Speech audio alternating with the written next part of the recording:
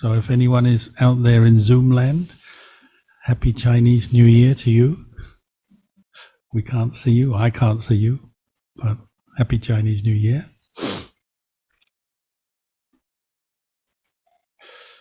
Everybody 1 year older.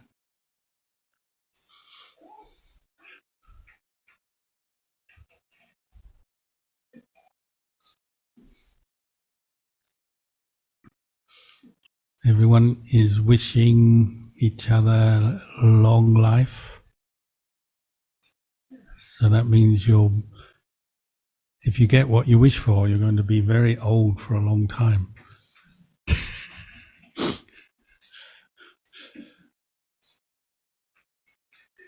And also, everyone is wishing each other to be rich.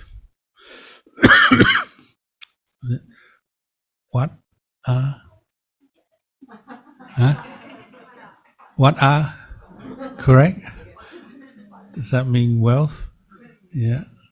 What are? But in Buddhism, we have two kinds of wealth. We have outer wealth, money, stocks and shares, property, all those things. And then inner wealth, Arya, which is like all your good karma. The Buddha defined it particularly as saddha, so faith in the Buddha is like your wealth, because it stays with you as long as you're practicing and you keep reinforcing your faith. That quality stays with you.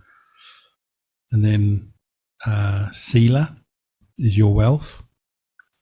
Sila, if you practice according to sila, it keeps you out of trouble. You're not harming yourself or others, not making bad karma. And the heart of sila is the sense of having a conscience, knowing what is right and wrong, good and bad, and not wishing to do evil or harmful things because you know they'll cause suffering to you and to others. That's like your wealth. Knowing that, it's like a bit of wealth that keeps you happy inside.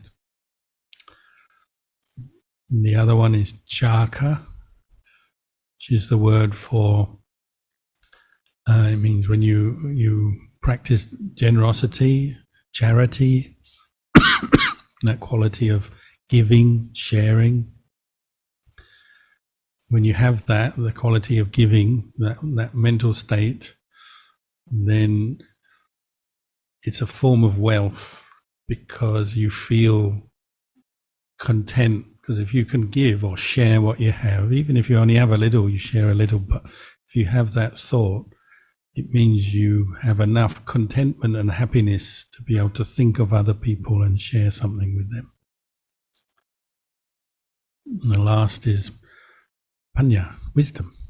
That's like your inner wealth, the wisdom to fix your suffering, let go of your suffering, understand things so you can stop suffering in whatever the situation is. So these four things, sila, saddha, sila, chaka, and panya, are your inner wealth. And inner wealth is better than outer wealth because when you die, it goes with you. Good karma goes with you in your train of consciousness into your next life. Obviously, on the highest level, we say there's no self. There's no person who's born who dies. But still, if you haven't reached Nibbana, well, you use the idea of self. There's a person practicing the Dhamma to let go of the causes of suffering to attain Nibbana. We still use that idea. And so there's a person who's born and then dies and then is born in the next life, and you want wealth in your next life. You want a good start, head start. So if you have these four qualities, that's like a head start towards Nibbana, next life. But all the wealth you get, material wealth you get this life, you give it all up to your family or the government or somebody. You leave it behind, don't you? You can't take it with you.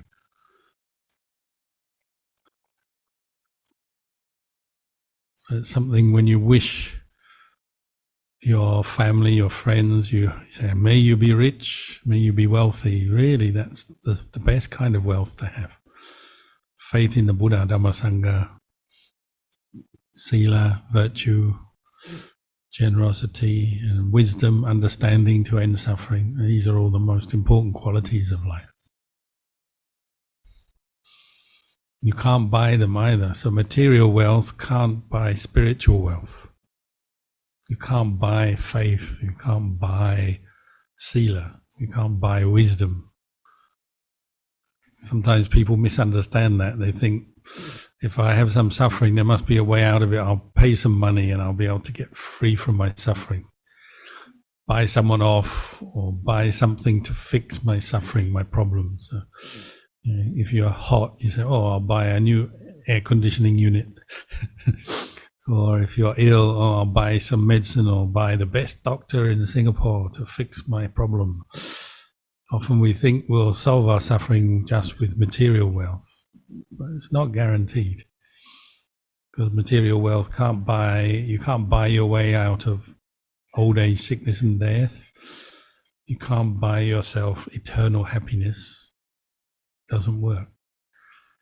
But if you cultivate the Buddhist path, these qualities that lead to your mind growing in the Dhamma, creating good karma, eventually this brings you to Nibbana.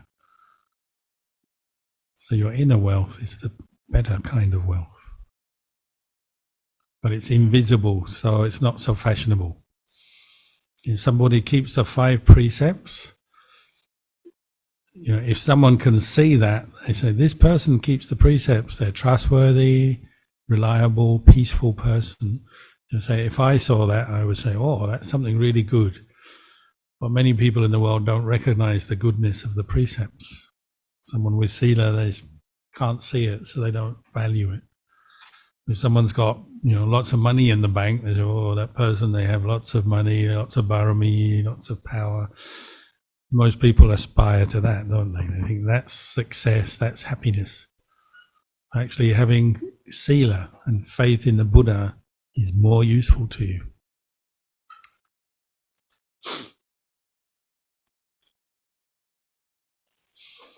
So, Q&A time. Okay, I think to warm up, Luang Por, maybe I just read out. There are 2 questions that have been left out on the paper.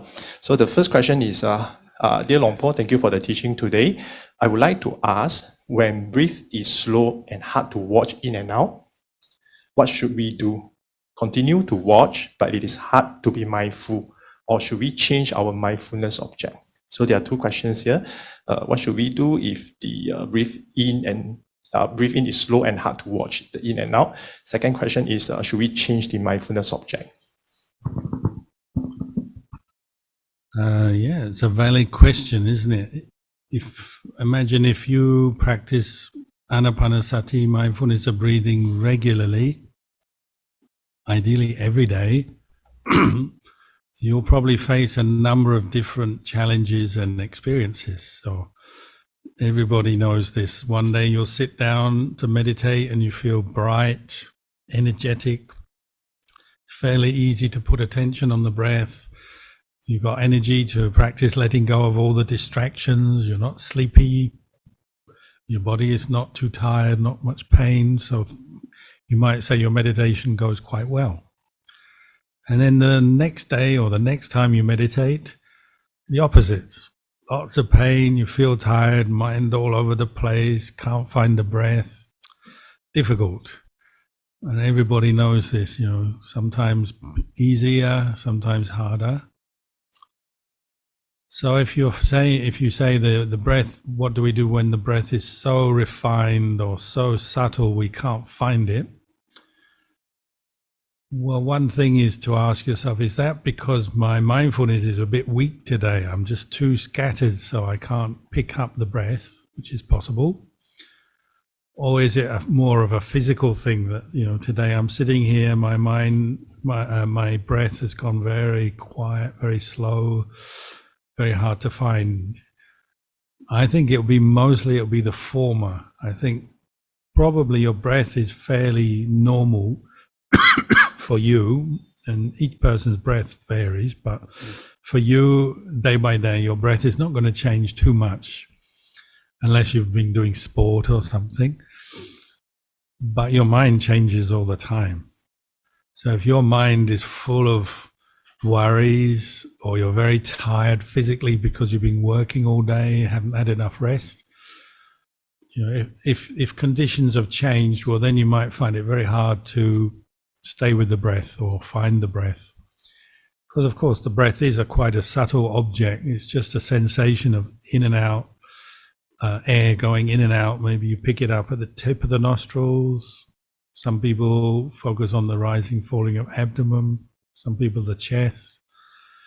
As far as we know, the Buddha didn't really specify a specific point, so you can experiment to see what works for you, what you find comfortable and helps you to stick with keep your mind in a certain point. You can experiment between the chest, the abdomen, the chest, and the tip of the nostrils.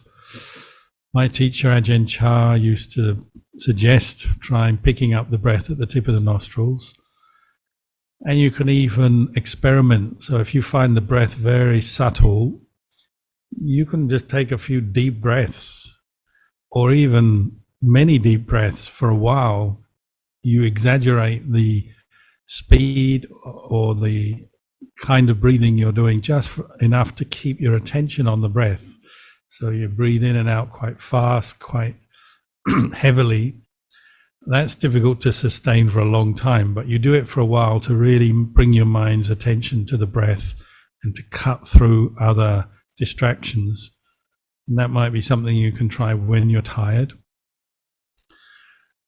But like you say, should you change your object? Well, sometimes we should. If you've tried being with the breath and it's too subtle, you can't find the feeling, or you can't stay with the feeling, sometimes you have to alter what the object of your mindfulness is. So chanting is a very good technique for when you're tired or distracted or worried. If you have done chanting before, there's from the chanting books what we call morning, evening chanting, reflections, suttas, parittas, auspicious chants. If you've been on retreat or come here or been in a temple where you've learned a bit of chanting, even if you still need to use the book, that's often a good preparation when you find the breath meditation is too difficult. Do some chanting, and some people will chant for an hour. I mean, you can chant for 5 minutes if you want. There's no fixed rule here, but the important thing is to have the attitude, the chanting is to help you to be mindful. So if you find it's helping you to be more awake, more focused, brightening the mind, because often it helps you to brighten the mind and let go of negative mind states, then do it.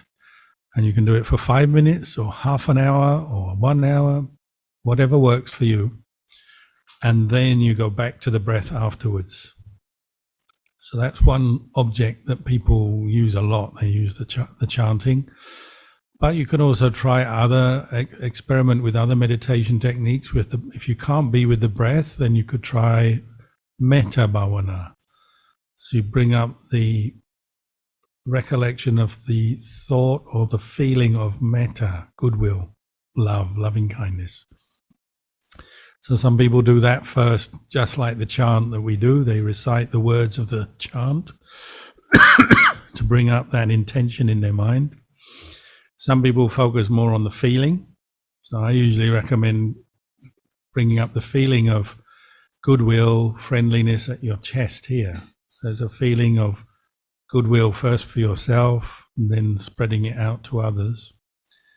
And sometimes that's easier or brings up more energy than trying to be with the breath. If you're very tired, maybe metta is a good one. And certainly if you're angry in any way, then bringing up the metta is a useful antidote to anger. And maybe you use that first and then you go back to the breath later. Or many of the forest monks will use recollection of the Buddha. So you've probably heard they recite the word Buddho, Buddho, Buddho, Buddho, Buddho, and you can do that walking. But particularly if you're tired, find that you're just sleepy when you sit, or do some walking back and forth. And every footstep you tie your mind to the feet touching the ground with the recitation of the word Buddha. So right foot down, Buddha, left foot down, Buddha.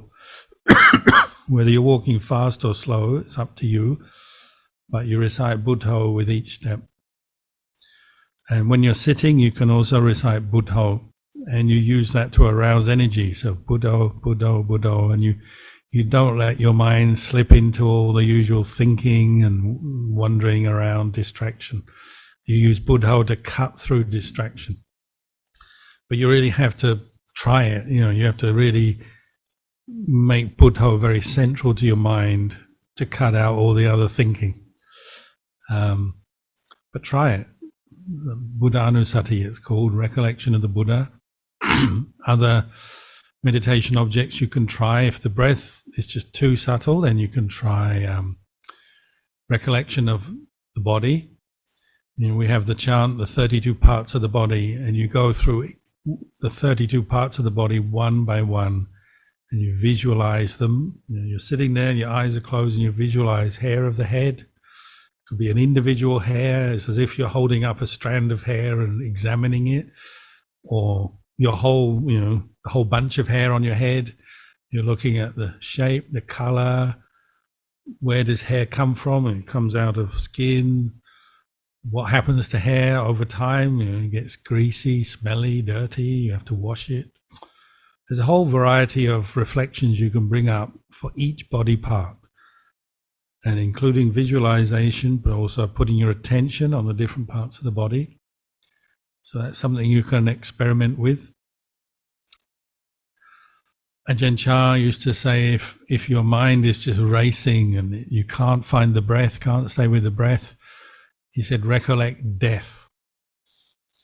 What if I was to die tonight? This is my last day on earth. I'm going to die tonight for sure. I've got suddenly been diagnosed with terminal cancer, and they say I'm about to die, or I'm about to have a heart attack or a stroke.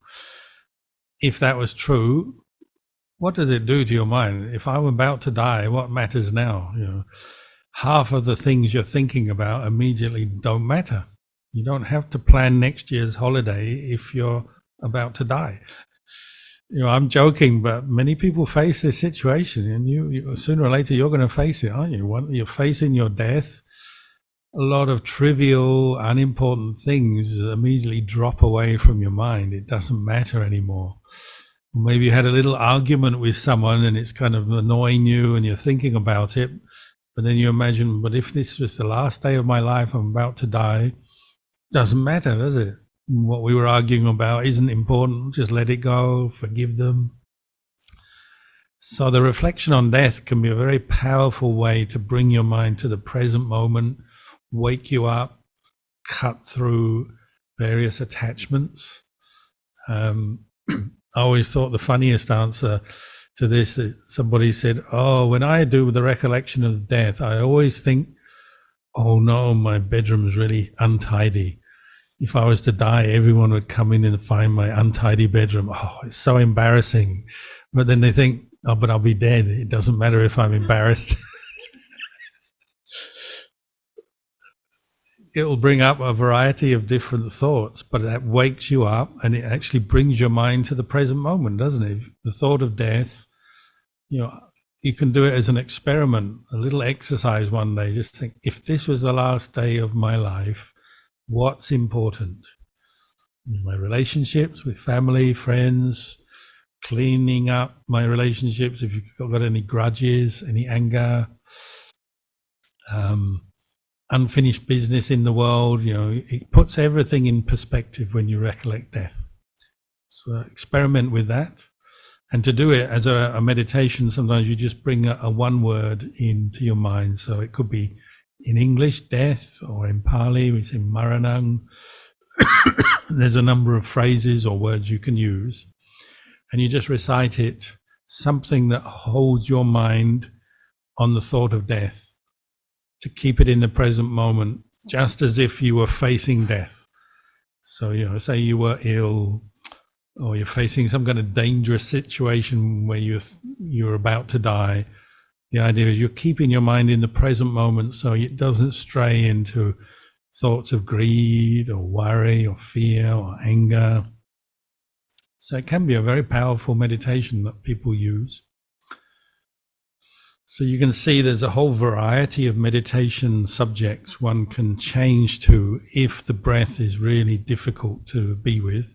We'll experiment with some of the others, but try not to be too experimental. You know, some people, they say they practice breath meditation for 2 minutes, and then they say, "Oh, I can't find the breath." And so straight away they try something else, and then they can't do that either. So 2 minutes later they try something else. It's a bit like being in a hotel with the buffet and a smorgasbord. Try this and try that and try this. In the end, you don't really know anything because you're only trying a little bit. So before you move on from the breath, make sure you've really made your best effort to practice mindfulness of breathing. And if you're sure is for whatever reason you can't stay with the breath or can't find the breath, then you move on to something else, and that's okay. But don't be too casual about it.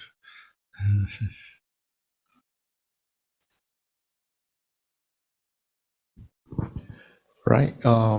Thank you, Long Po. Anyone has any questions? If not, then I continue the second question on the paper. Long Po, the second question is about depressions. So this participant asked, "Dear Long Po, thank you for today's teaching. How do we handle depressions? I feel really tired and upset at my work. What can I do?"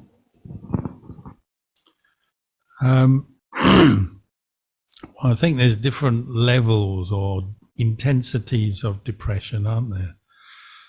Like all of us occasionally will feel sad, depressed.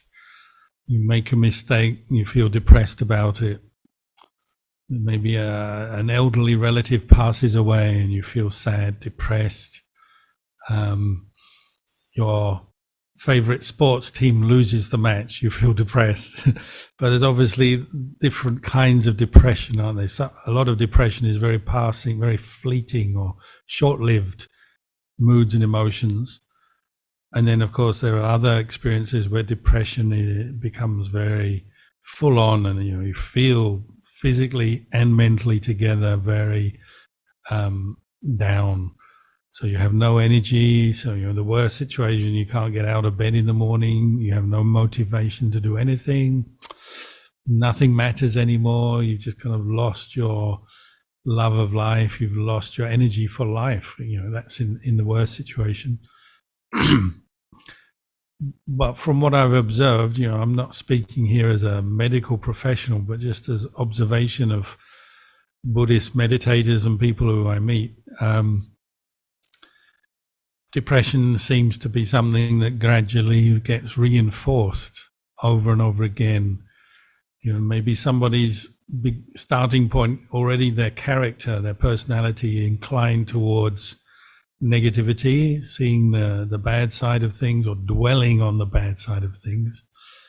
And then that gets stronger and more habitual, and especially if they have a few unpleasant situations arise in their life, often then it becomes like a really ingrained habit, and then one day they're just stuck in it and they can't get back out again. What you might call the normal level of depression is you have a period of negativity and feel sad or angry or self-critical, but then you come out of it again, back to a more normal state of mind. That's the more normal kind. But if it builds up to a point where you don't come back to normality again, you're just stuck down there in your state of depression, well then often you need a bit of medical help as well. But I think what's happening is the mind is just habitually getting accustomed or used to focusing on what's wrong. We say dwelling on what's wrong. So something goes wrong, whether you've initiated it, you make a mistake, or something bad happens to you, or some health problem comes up, or sometimes it's also to do with your close family and friends, things go wrong with them. And you keep dwelling on it, meaning you keep holding it in your mind and identifying with that situation, that memory of that event, situation, and it keeps coming up. And every time it comes up, you treat it without mindfulness, without much awareness. You tend to just fall into the same habit. Look at yourself as failure, or I made mistakes. That's who I am. I've made these mistakes. I'm no good. My life is no good. Everything is no good. And we get caught into just dwelling and focusing on what's wrong with ourselves, with our life. So one obvious antidote is to train yourself to also appreciate, well, what's right in your life, what's good. And this is something the Buddha encouraged us to do. You reflect on the good karma of being born a human. You're all human. Being born a human and being relatively healthy, say for all of you here, you're all physically reasonably healthy. The good karma of meeting the Buddhist teachings. You've met the Buddhist teachings. You meet teachers, monks, nuns, people who practice. You hear the teachings. You have access to the Buddhist teachings. This is incredible good karma for you. This is your good fortune. So being born human, meeting the teachings, being healthy, being able to practice the teachings, to learn meditation, practice precepts, offer dana, all these things which you may take for granted, sometimes you have to sit down and remind yourself and say, oh, this is my good luck, my good fortune that I can do all this. And obviously there's more that we can do, but what we've done already, what we've achieved already, is already good. And we have to remind ourselves of that. And don't overlook it, don't ignore it. Because it's one thing it does, it's a good antidote to depression. Say you make a mistake in your work, okay, it may be a very significant mistake, and maybe you get demoted, or you lose a friendship, or your boss doesn't trust you because you made a mistake, or I guess in the worst situation you lose your job. Okay, these things happen, but that's only one part of your story in your life, isn't it? It's not the whole story, it's part of it. And there'll be other good things that are still present and you can bring up and remember. It could always be worse. It's something I use and many people I know use. However bad it is, you're ill, or you lose your job, or you make a mistake, or you split up with your partner, whatever the disaster is, it could always be worse. If you're still alive, obviously the worst thing is you could die.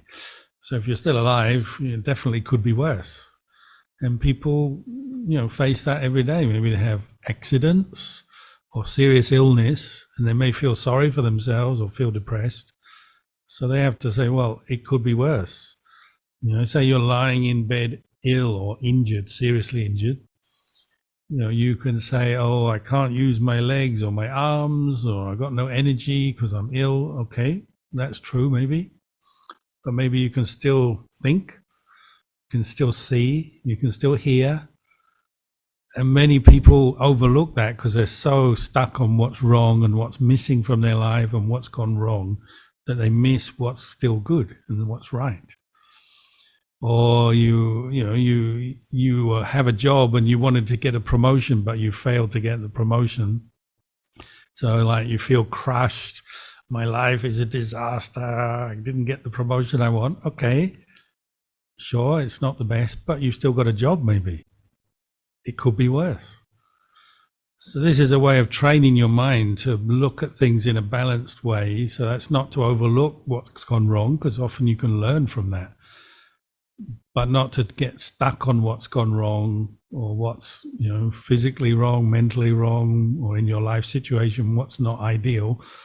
Don't get stuck on that. You recognize it, you acknowledge it, but you also notice what's still good, so that your mind is not always going to the negative and getting stuck in the negative.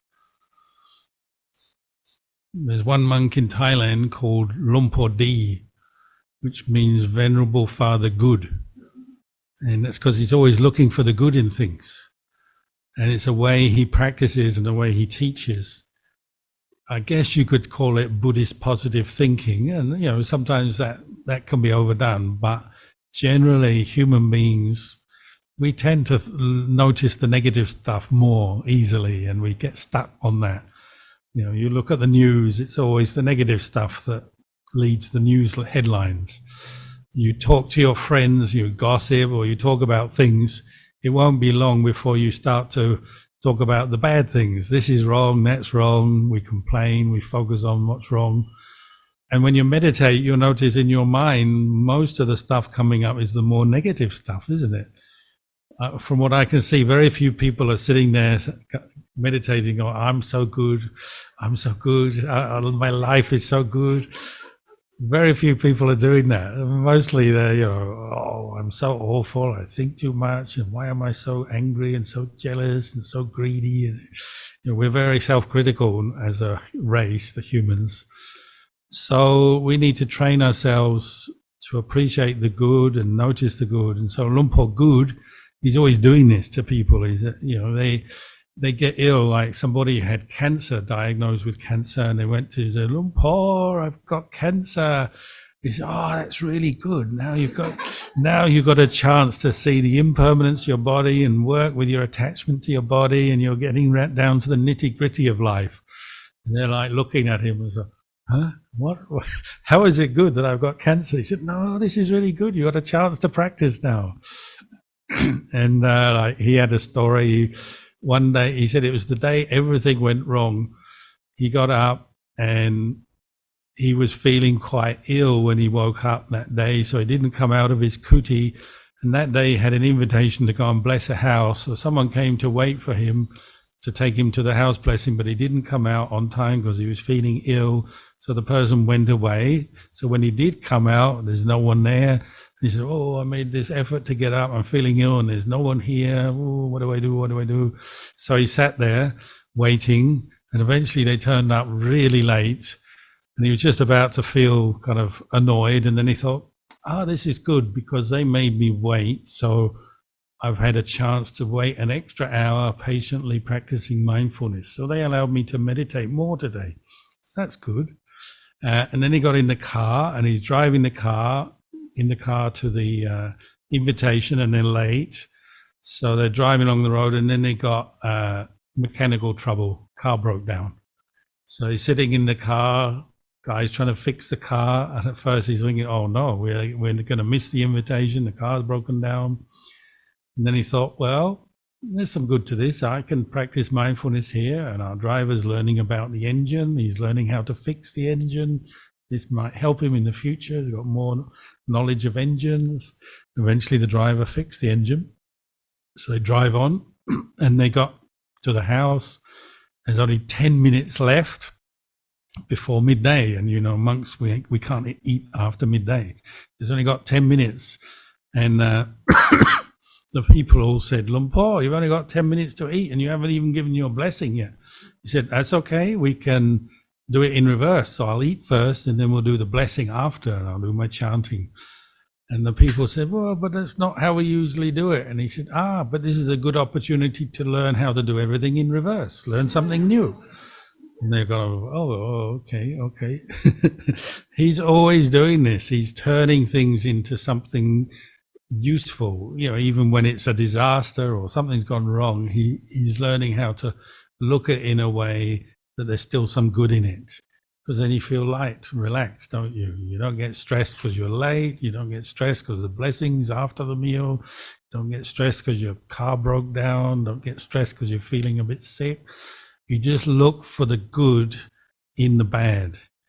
And really that's what the Buddha was teaching. I mean, on a much grander scale, we've got the Four Noble Truths at the heart of Buddhist teaching. Dukkha, suffering. Samudaya means the cause of suffering, which the Buddha said is craving, ignorance, conditioning, craving and attachment is what causes us to suffer. And that's to be abandoned. Suffering is to be known, understood. The cause of suffering is to be abandoned. The third noble truth is Nirodha, which is the cessation or end of suffering. And Magga is the fourth noble truth, is the path of practice to the end of suffering. The Buddha, you notice all of those four noble truths are around suffering. You know, there's suffering, its cause, the end, and the path leading to the end. They're all around suffering, and they're called noble truths because when you look at suffering in the correct way, with the eye of mindfulness, wisdom, you turn it into something noble. It ennobles your mind. It raises your mind to a better, higher level. So that the whole of Buddhist teaching is based around this, turning something which is not good, suffering. Suffering is problems, difficulties, pain, all those things, but turning them into something good by learning how suffering comes about and what we can do to end it. She actually takes the very thing that you don't want, that you don't like, suffering, but then you learn from it, and you turn it around. That's the whole of the Buddhist path, really. So this monk Lumpur Di is doing that all the time. A bit of suffering comes up, and say, okay, what can we learn from that? What can we see here? How can we look at it in a different way and change our experience? Even though you're facing the suffering, how can you improve on it, having that experience? Really just establishing mindfulness and knowing, oh, suffering is like this, is already one step up, isn't it? It's already, your mind is improving. If you can see suffering as suffering, you say, oh, okay, you've got some pain in your leg when you're sitting meditation, that's suffering. Nobody would disagree with that. But you can either just react to it without any real clarity or mindfulness, and you say, oh, I got a pain in the leg, poor me, I hate meditation, why is my leg always in pain, blah, blah, blah. And you just have extended suffering. Or you can establish some awareness and say, okay, there's this pain. What's it like? How bad is it? Is it unbearable or is it bearable? Is it really intense or is it average or is it actually quite small? You ask questions, you learn from that bit of pain, that bit of suffering, and actually in the process of doing that, you're understanding suffering, you're also removing the attachment to it because you're now treating it as an object of your experience. You say, oh, okay, it's like this. You got this pain in the leg. Is it there all the time? Maybe not. Maybe you notice sometimes that pain that you think is there and is causing you trouble, maybe you notice sometimes actually it disappears. You know, if you're honest, which is partly what mindfulness is doing to you, is helping you to be totally honest with your experience, totally true. You'll notice some things that you call painful, difficult, a problem, half the time they're not even there in your experience. It's just you remember them in the background of your mind. You say, oh, I always have pain in my leg. But when you're mindful, you might notice there's times when you don't have pain in your leg. Or, you go to work and you say, oh, I'm always angry with this person. My work is no good. There's always this problem at work. Okay, there may be that problem or anger with this person. But if you're more mindful, you might notice some of the times that problem is gone. It's disappeared. Sometimes you're not angry. Sometimes that problem is not there. When you're mindful, you start to observe things more closely, see them more clearly. You realize a lot of your suffering is just how you identified with something, hold on to it, keep it in your mind as an idea, but the actual suffering itself is maybe quite bearable, quite tolerable, or just temporary. Often, you have that when you have any kind of unpleasant experience in your mind, often you have the thought, I can't stand this, I don't want any more of this, no, like we do it a lot when we're kids. When we're a baby, we just say, I can't stand this. But we still do it when we're an adult. It's just we have a bit more sophisticated language and reactions, so we're crying inside like a baby, saying, I don't want this. But on the outside, we just say, I don't like this, I don't want this. But if you establish a bit of awareness in that situation and you watch, maybe that is just a thought. I can't stand this, I don't want this, this is the worst, this is the most suffering I've ever had in the world. It's just a thought, isn't it? And that thought arises, passes away. And what happens after it's arisen, passed away? Well, you're still there. You didn't die, it didn't disappear, but that experience of suffering may or may not be there. But what you think about it is one thing, and the actual experience is a second thing, a different thing. You notice, as you meditate, you'll notice a lot of our suffering is just what we think about stuff. The actual experience is not that bad, but what we think about it enhances it, intensifies it, makes it seem worse, makes it seem unbearable, when actually a lot of the time it is bearable. It's just we're believing that it's unbearable, and we're thinking a lot of negative stuff. This is what, meditation helps you to unpick or unravel. It's kind of, we call it the sense of self that forms around our experience. So if you have one or two bad experiences, well, you might have a sense of self that says, oh, my life is no good, and you start to feel depressed. But part of the time it's just because you're attaching to those few experiences, and saying, that's who I am, that's me.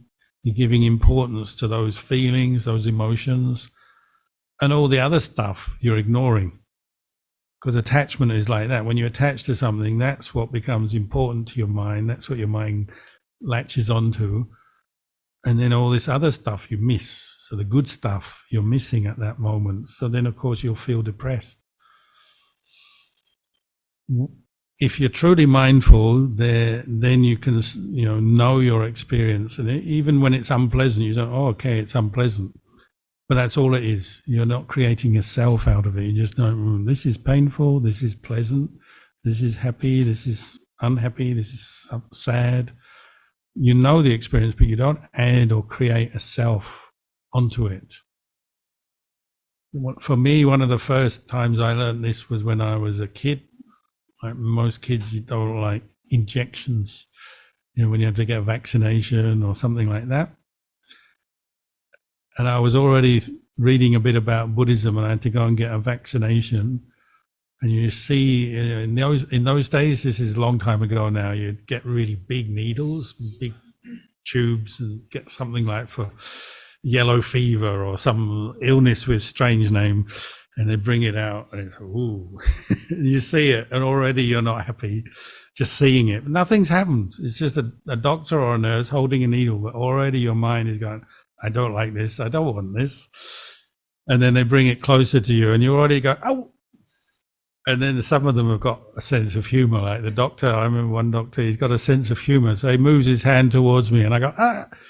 And I haven't done anything. He's just joking with me. He hasn't done anything yet. Okay. Already your mind has attached to the needle, the thought of the pain or the discomfort, and suffered already, even though the needle is just a needle and nothing's happened yet. And then the doctor is very smart. He starts talking to you about something totally different. Do you like football, or what movies do you like, or something? And then while you're talking, he just puts the needle in, and you're sort of talking, you miss it. And then, so when's the vaccination going to happen? And he's already done it. And then you realize, all this suffering stuff, it's just creation of the mind, isn't it? You just build up a thought, a fear. In this case, it's fear.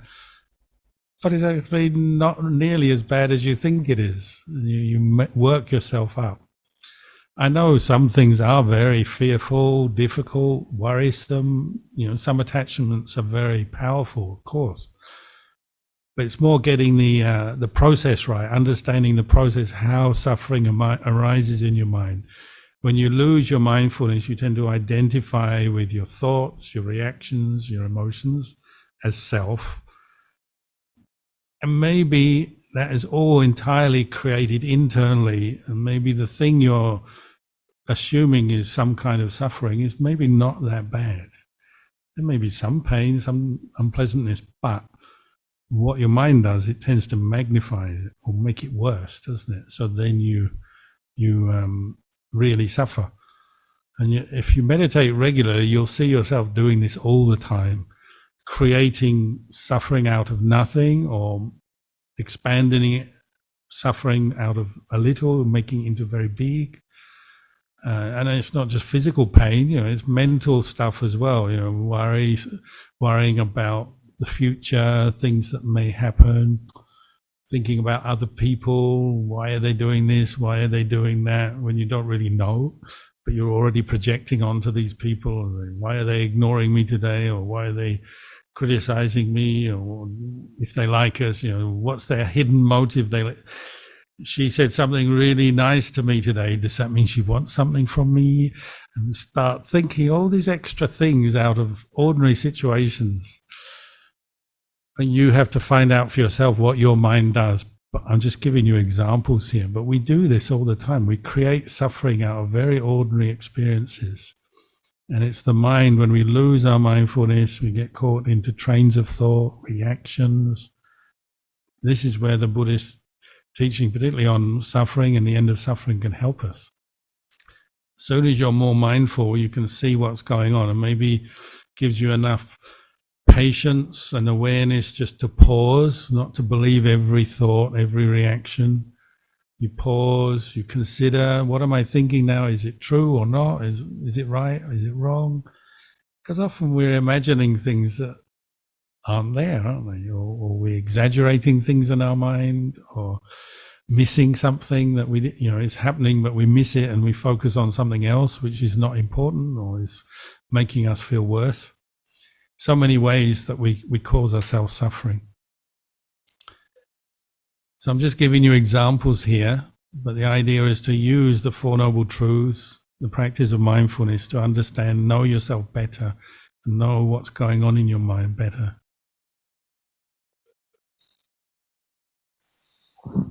Okay, thank you, Long Po. So now we open the questions. This brother first. Oh, okay. Actually, Long Po, my question is this though. When I meditate, there's a sense of serenity already, and then I was told that the next step maybe is vipassana. Is there a distinction, or is it kind of mixed between? Is it called samatha and vipassana? Because after serenity, then what do I do then? Yeah, very common question. Yeah, of course, on paper and in the teaching of the text, we talk about two main aspects of meditation, samatha and vipassana. And samatha means calm, serenity. Vipassana means clear seeing.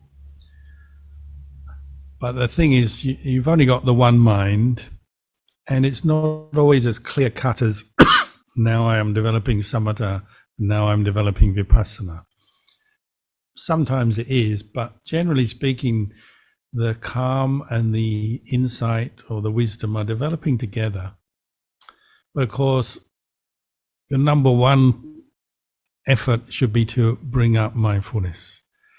The Eightfold Noble Path, the last three factors, right effort, right mindfulness, right samadhi, they work together and they come out of each other.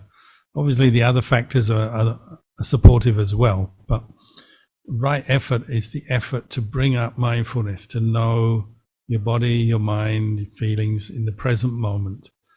So that's why we use meditation objects such as the breath, because that's a very good way to train in developing strong, continuous mindfulness. So you put your effort into developing mindfulness. It could be using the breath, it could be using one of the other meditation objects. And as mindfulness becomes more continuous, you experience more calm, more serenity, maybe piti and sukha, the body and the mind feel very light. You let go of what we call the five hindrances.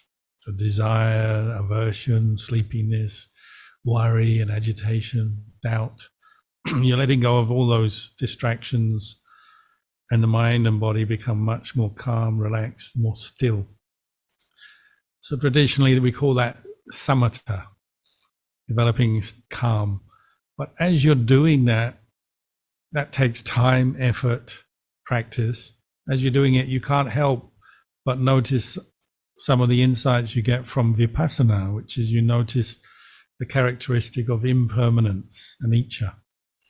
So say you're focusing on the breath, bringing up mindfulness directed to the breath. You're sitting there, but you have thoughts coming and going, feelings arising, but you're noticing the impermanent, transient nature of feelings and thoughts. So you're doing what we would call samatha practice, but your vipassana, your insight, is also developing. And so the Buddha said, there's no jhana or samatha without wisdom. They develop together. But if you're talking about, the progress of meditation, ideally, you're making your mindfulness strong, continuous. Less and less moments when you're lost, mind going all over the place or falling asleep. You're aiming to bring up strong, continuous mindfulness, and then directing to observe these three characteristics: impermanence, unsatisfactoriness, and not self, which is what we call vipassana. But you notice if mindfulness is weak, even if it's previously been strong, but then you gradually lose it, it becomes weak again. Or if it's just weak, you haven't developed strong mindfulness yet. The practice of vipassana is a little bit ineffective, or it's not very strong because your mindfulness is weak. Therefore, it's hard to notice impermanence, to see the unsatisfactoriness of phenomena, the not self aspect of phenomena. It's harder to see that when you're not mindful. You can remember the words, you can think about it, but vipassana means clear seeing, clear knowing of the way things are. And for that, you need to be mindful. So samatha and vipassana really support each other, two legs of the same person or two parts of the same whole. But you'll notice if you practice regularly, there'll be times when your mindfulness is strong and you can contemplate quite well, observing impermanence in your feelings, thoughts coming, or contemplating the body. So carry on. When your mindfulness is strong, you're calm, you're still, contemplate a lot. But you notice contemplation or vipassana takes up energy, tires you out, tires your mind out, which is all right. You just have to accept that. But as your mind becomes tired, your mindfulness tends to wane or get weaker. And then you need to go back and do what we would call samatha, more just basic mindfulness on an object to make it strong again. So most people will be having this dynamic. They practice mindfulness and they get stronger mindfulness, less distracted. Then they contemplate. And they contemplate for a while and then they get weaker, tireder. Then the distractions come back and they have to go back and make their mindfulness strong again. There's this back and forth. That's a very sort of a simplified description of it, but generally that's how it goes.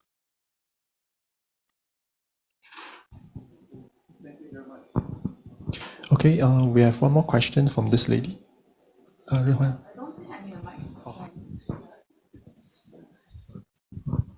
Hi, thank you, Long Po. I actually have two questions. I do know of some people who hold the view that as long as they don't think about it or see images of others suffering, they will be shielded from that kind of suffering. Is there any error in that thinking? That's the first question. And the same group of people that I know of, okay, they also believe that as long as they hold firmly to the belief that they do not have any more rebirths at the point of death, then they'll be free from the cycle. So is that the right view? And if not, could you please point out the error? And how should I correct the person, especially if that person is, say, like my grandmother, that kind, you get what I mean? It's not easy to talk to an elderly. Yeah, so I need help. Thank you. Yeah, well, you're aware of the problem. Maybe we've practiced a bit of Dhamma and someone we love doesn't practice as much as us or doesn't practice at all. So we want to help them, we want to bring them to the Dhamma, but you have to accept the limitations of your own position, how well you can bring them to the Dhamma. Maybe you're not the one to teach them, but maybe you can bring them to a teacher who's more skilled than you. That's a good start. With people's views, yes, I mean, it's not something you can just overturn someone's wrong view just like that. Usually it takes a lot of effort, and sometimes they have to meet the right teacher. So with the view, if I don't see any suffering, then I'm not going to suffer kind of thing, it's a very common thing. You see, most people in the world are trying to live like that. They're trying to avoid encountering any suffering. And so most people aspire to have as much wealth and power as they can so they can minimize their suffering. So in a way, it's logical, but the Buddha himself is a good example to go back to. The Buddha lived in a wealthy family with power. His father aimed to minimize the Buddha's exposure to suffer before he was a Buddha, when he was a bodhisattva, a young man. He shielded him from the suffering of sickness, aging, death. He just wanted him to enjoy life, get a good education, go on and run the kingdom, be the CEO of India, that kind of thing, which is actually not much different from modern thinking, is it? Modern thinking is, I want my son, my daughter to grow up to be successful, wealthy, have no problems, have no illness and no problems, and shield them from as much as we can. Most parents think like that. But you see, with the Buddha, he had his own innate wisdom that led him to suspect or consider, maybe there is more to life experience than what I've had so far. So it led to him going out of the wealthy household into the city and realizing actually human existence is bound up with suffering. And however rich or powerful you are, you can't escape a certain amount of suffering, because I'm an example. You get ill, even rich, powerful people get ill. We all get older, and we all have to face death. No one can escape that. And of course, there's many other kinds of suffering. There's the irritations and anxieties of normal existence, living with other people, competition, jealousy, rivalry, and some people like you, some people don't like you, and so on. All kinds of suffering that everyone in this world will experience. But of course, a lot of people do try to hide from it, and they think, well, if I don't have to talk about it and I don't recognize it, it's almost like it's not true. And up to a point, they kind of hide from it. But sooner or later, you have to confront suffering, don't you? Because we all get older, and one of the sad things about humans is often they are not developing much understanding or wisdom through their life, and then suffering often comes up in a very kind of they have a crisis, and it overwhelms them very quickly because they're not prepared for it. So people suddenly get diagnosed with a terrible illness, or they suddenly lose their job, or they end up in a relationship problem and divorce and blah, blah, blah. People often only experience suffering at some point, and it seems like, oh, where did this come from? Why has my life become suddenly so bad? But a wiser person may be looking from an earlier stage and saying, well, actually, the nature of life is bound up with suffering. Whatever successes and happinesses you find, fine, they're good, but they're temporary. All the wealth, the power, the good fortune, the fame, the status, all the things we can gain in this world are temporary. And this is where the Buddha was encouraging us to investigate. But, you can't just walk up to someone who is trying to hide away from suffering, not think about it, not understand it, and just say, oh, do you know, actually, you're going to get old and die. They'll just think you hate them or something. You've got to lead them to a point where they can see for themselves. And that's not easy, but one way is listening to the Dhamma often. If you have a grandmother or somebody, any way you can get them to hear the Dhamma, these kind of Dhamma teachings from different teachers, in their own language, in a way that they find acceptable, regularly hearing the Dhamma can help. Another thing that helps is getting people to sit down and do a very basic, simple bit of meditation, even for a short period of time. When we meditate, there's a chance that you can see some of these movements of mind, some of the suffering, some of the anxieties that people normally have but often are suppressing or not realizing they're there. When you practice a bit of meditation, maybe you start to notice, my mind is not that peaceful. So anything you can do to get people to hear Dhamma, try some meditation. Another one that helps often is dana. When we practice dana, charity, generosity, often it brings us in contact with people or situations where we're seeing some of other people suffering. And at first you might think, I'm going to help poor people or sick people.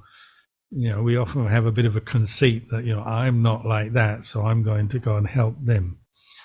But when you're doing it, when you're giving some help or doing some voluntary work, often it stimulates our own intelligence and we start to realize, there's a lot of suffering in this world, and then maybe we start to notice some of our own limitations, our own sufferings. So on every level of practice, this is why Buddhists, we practice on these different levels. At every level you have a chance to see and understand suffering more. So on the level of generosity and helping others, you can understand suffering a bit more.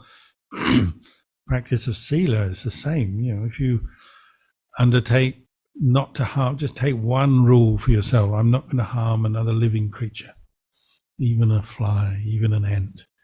You just take that one simple rule for yourself, and it will bring up suffering sometimes. You're in a situation where a fly is bothering you, and you've decided, I'm not going to squat it. So then it's, you start to feel, I've got to be patient with this horrible fly. We had a tradesman at the monastery the other day who tries not to kill when he's in the monastery. And he had, in Melbourne, you get these things they call march flies, which are these big flies which sting you and really hurt. And he had one on, and I was going, and he was going, I want to kill it, but I can't. But, he's battling with it in his own mind.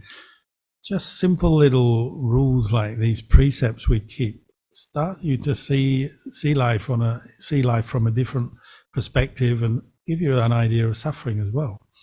And obviously meditation gives you some insight. So anything you can do to steer someone towards hearing Dhamma, practicing generosity, sila, meditation will help them. But how you do that, you know the person, you know what you can do to help them. You have to be creative. So if you practice yourself, that will give you some understanding how you've practiced and what's worked for you, and then maybe you can share some of that with them. I did this and it really helped me. You want to come and do this? You want to do some dana together? Or let's listen to this Dhamma talk. And, you have to be creative. If it's a grandmother, maybe you put a Dhamma talk on when she's eating her meal. And you just put it on in the background. And you don't even say, we're going to listen to this Dhamma teaching. You just put it on. And she's eating and talking, and then you stop and you listen. And she says, what are you listening to? And, you bring her in that way. You have to find your own method. But you're right, it's a very common thing. People kind of hide from suffering until they can't hide anymore, and then it overwhelms them. It's very sad. Was there another part of your question? When they die, is it? Yeah, when they die, they believe that there is no rebirth. As long as they believe that they will not get rebirth, it means that they will not get rebirth. Yeah. Is it true in that kind of thinking? Well, it's often it's just a belief that people have, and it's often not founded on any concrete evidence or teaching. It's just a convenient belief, because obviously none of us have died yet. We're still alive, so we can't prove absolutely what happens when you die. And people, when they do die, they tend not to come back and talk to us. So then it's like nobody's telling us or describing to us. So it's convenient to say, oh yeah, when you die, nothing happens. So you don't have to worry about karma, can do what you want, because, just live for the moment, eat, enjoy life, be merry, because when you die, that's it. So, don't worry about next life. In a way, it sort of makes sense. But then if you've ever had any faith in the Buddha or listened to the Buddha's teachings and you trust in the wisdom of the Buddha, that takes a bit of effort because you have to listen and study something of what the Buddha said. It runs through the entire Buddhist teachings that karma is true. Karma gives results all the time, and the results of karma aren't just in this life, but they're in the next life. So if it's true, we can't absolutely prove it yet, but if it was true, we should be a little bit careful just in case we're making, suffering for ourselves in some of the things we do, or even just some of our beliefs. But just to believe or hold on to a belief that when you die, that's the end of it, nothing else, there's no more rebirth. You could say, well, what's that founded on? And they say, well, prove to me that there is rebirth. Well, you could also say, prove to me that there's no rebirth. Equally difficult to prove, isn't it? So maybe the best option is to have an open mind and say, okay, I can't prove it, so maybe it's not true that there is rebirth, but I also can't disprove it, so I'll just keep an open mind, because then you're open to learning from your experience. Because you notice if you have a strongly held belief, it kind of shuts down the mind. It doesn't want to investigate or question anymore. And so you're actually limiting your intelligence and your opportunity to learn the truth then. So that, there's a few different approaches here. One is studying the word of the Buddha.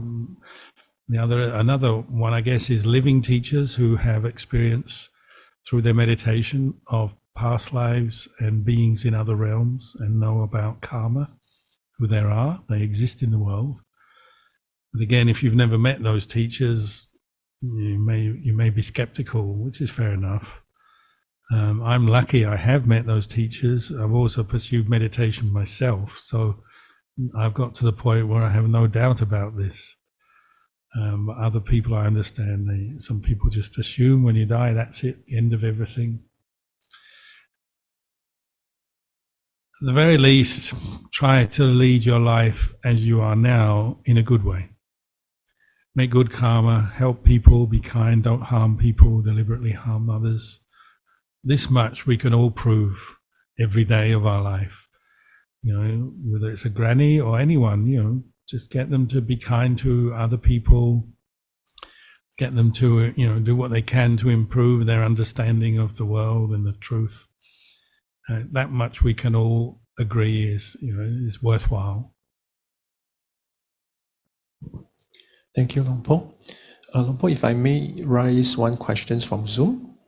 Okay, the Zoom participant asks, the mind sees attachment or suffering. For example, I feel sad because I was rejected. But the experience of sadness is still arises and painful. How do one tone down this experience? Rejected by a partner, I guess. So but he feels sad because I get rejected. Yeah. Getting rejected is fine. You just carry on your own. Practice. Sometimes it's easier on your own. As a partner, maybe it's more burdensome, more complicated. Establish mindfulness, practice some mindfulness, and so that you can be aware of what rejection feels like, what's going on in your mind. Of course, we don't want, we want people to like us. We want to get what we want. So if you have an idea, I want to have a partner, a relationship, rejection is the opposite of that. So we'll feel suffering because we're not getting what we want. But actually, not getting what we want is totally normal in daily life, whether it's on the level of relationships, work, friendships, marriage, all the different things that we do. Rejection will come up from time to time. So we have to learn to, strengthen up a bit, be more patient, establish mindfulness, and come back to wholesome thinking. If you're becoming sad and depressed, that's unwholesome thinking. You're falling into suffering. You're prolonging your suffering. Maybe the rejection, obviously rejection is not what you want. It's not good, but maybe the actual experience of rejection is quite straightforward, short-lived. The suffering is what you think about it, holding on to that view of yourself as I am the one who's been rejected, carrying it around like a weight on your shoulder. I'm rejected, and I was rejected last year, and now I've been rejected again. My life is no good. We do it to ourselves. We have to learn to catch these ways of thinking that are just feeding suffering and say, no, I'm not going to just keep following these ways of thinking. You establish awareness, you know that way of thinking, but you say, oh, is there a better way, or is there a way I can let this go? That's your challenge, that's your task. How to accept the rejection, move on without holding on to the suffering. And there's other reflections you can have. You get rejected from something, maybe better opportunities will come along elsewhere. And that, that's quite common, isn't it? You get, if it's a job thing, you're rejected from one job, a better job opportunity opens up over here that you hadn't even thought of. Or one person rejects you over here, over there you meet a different person who's better or more suited to you, better friend, better partner. Or as I said, maybe no partner, no friend is fine as well. Better to be on your own and happy and content than with someone who's you're suffering with, you're having a bad relationship with. So you try and see the Dhamma in every experience. See that it's temporary, that it's not the whole story. See how you can move on and not hold on to negative views that just keep bringing you suffering over and over again. Perhaps the best story of rejection I got is Lumpur Khao, a famous enlightened monk who lived in northeast Thailand, who was a disciple of Ajahn Mun, the grandfather of forest monks. Lumpur Khao was a very hard-working farmer, go out to his fields every day, and he had a wife, he was married. I don't think he had any kids yet, he's young. He's out in the fields every day working hard for his wife to build a family. He's built a home, he's got his fields, he's doing everything right. One day he comes home and his wife is in bed with another man. And he's strong, he's got a lot of energy. So he walks in, he sees his wife in bed with another man, which is a rejection, isn't it? A rejection of him. He said, oh. He saw red, so he picked up his machete. All farmers in Thailand have a machete. And he walked in with his machete. I'm going to kill them both. How could they do this? But then he thought, and this is his barami, because he's obviously been a monk in past lives and he's got all this wisdom. His barami comes up and says, what's the point of wasting my life and making all this bad karma, killing these two worthless people who are, they're doing a bad thing? What's the point of me wasting my goodness on them? No, I'm not going to kill them. So he flung the machete down. He got a few possessions together and he said to the man, you can have her. I'm off to become a monk. And that was it. And he stormed off and never came back. So rejection, but he ended up becoming an arahant. What more can you want? So not every rejection is bad. Sure, it's painful at the time. We have to be patient with that, but maybe it can lead on to better things. Job rejections, friend rejections, one door shuts, another door can open. Thank you, Lumpur. Lumpur, I have one more question over here from someone put out on the paper. It's about Noble Eightfold Path and liberations. The question is this way, like this. Lumpur, how should one practice Noble Eightfold Path? And especially on the right mindfulness and right concentration. Second part of the question is, must we have all the Noble Eightfold Path factors in order to be liberated together? And when do we contemplate the Dhamma in order to be liberated? Well, the short answer is yes, you need all the Eightfold Path factors to be liberated. So they compare it to the wheel, the Buddhist symbolism, we always have the wheel, the Dhammacakka wheel. I know sometimes it has 12 spokes, and that symbolizes Paticca Samuppada, that teaching on dependent origination, but often it has 8 spokes. So it's just like a bicycle. If you have a bicycle wheel with 8 spokes, but then one of them is missing, what happens to your wheel? It goes gadung, gadung, gadung, gadung. Or if 2 of them are missing, gadung, gadung, gadung. Or more than 2, and the whole thing just collapses, doesn't it? So you need all 8 factors. You have one mind. All 8 factors have to be arising in this one mind of yours. The way you develop them is together. The Buddha is simply split up, analyzed and split up or separated out for you to see the different things that you need to cultivate. But you're cultivating them together, and they all support each other like the spokes of a wheel. The whole thing is a wheel. That's what you want, a well-functioning wheel that keeps turning. But it's made up of different parts, different spokes. So it starts with samadhi because you need right view. And where do you get right view? You hear the Dhamma. You come and listen to talks. You read books. You can listen on YouTube, whatever is fine. Do that a lot. So you're absorbing the Dhamma, and then you need to think about the Dhamma you've learned. You contemplate that Dhamma that you've heard or read. You digest it. So this is one problem, because everyone nowadays has done so much education for their worldly careers, school, high school, university, colleges, everything. And then even when you get a job, you're doing on-the-job training and further study. It's endless, isn't it? So everyone's fed up with study.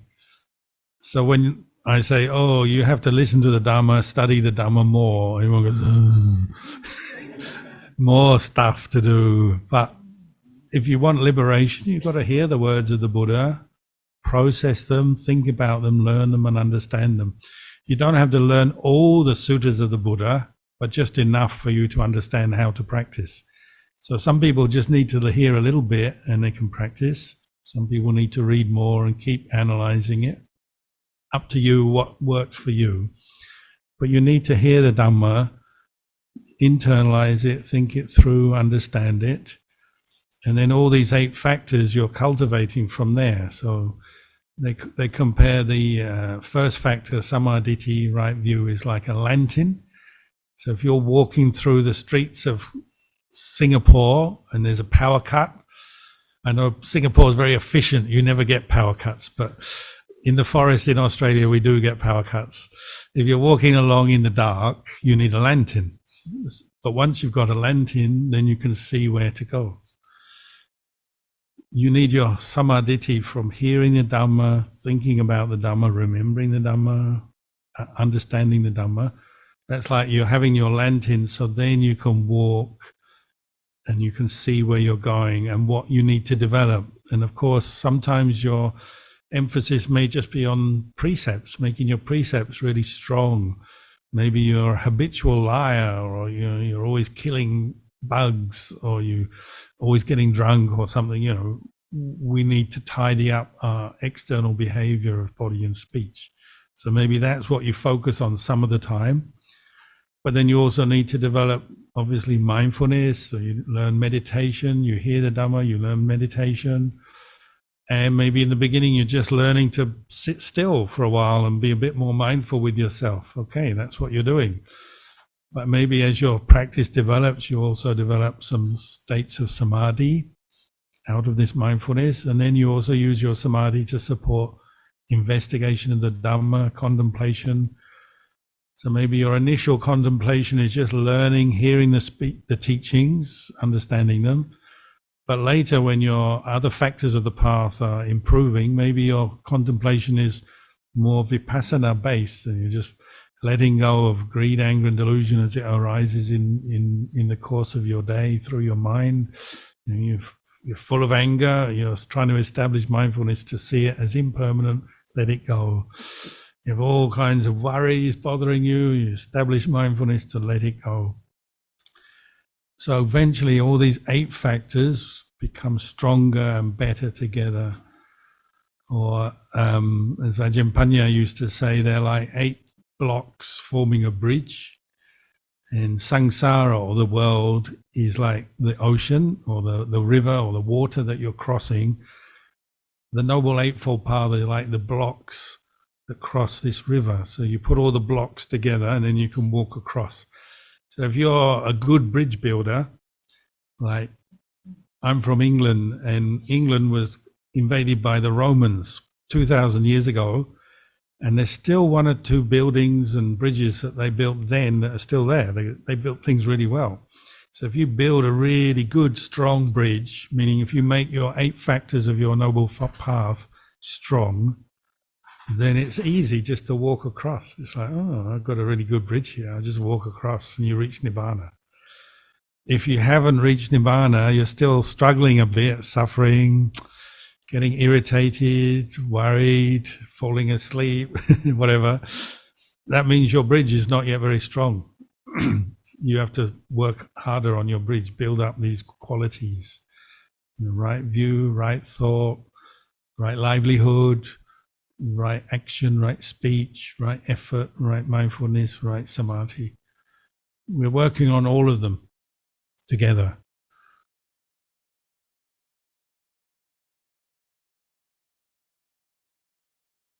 Okay, Luang Por, Any more questions? there is one more. Yeah, that's okay. So Why not? we shorten a little bit on our meditations. We go for the Q&A. Is it okay? Yeah. All right. So maybe I just open the question to the floor again before I raise one more question from the Zoom. On the floor, any questions? Yes.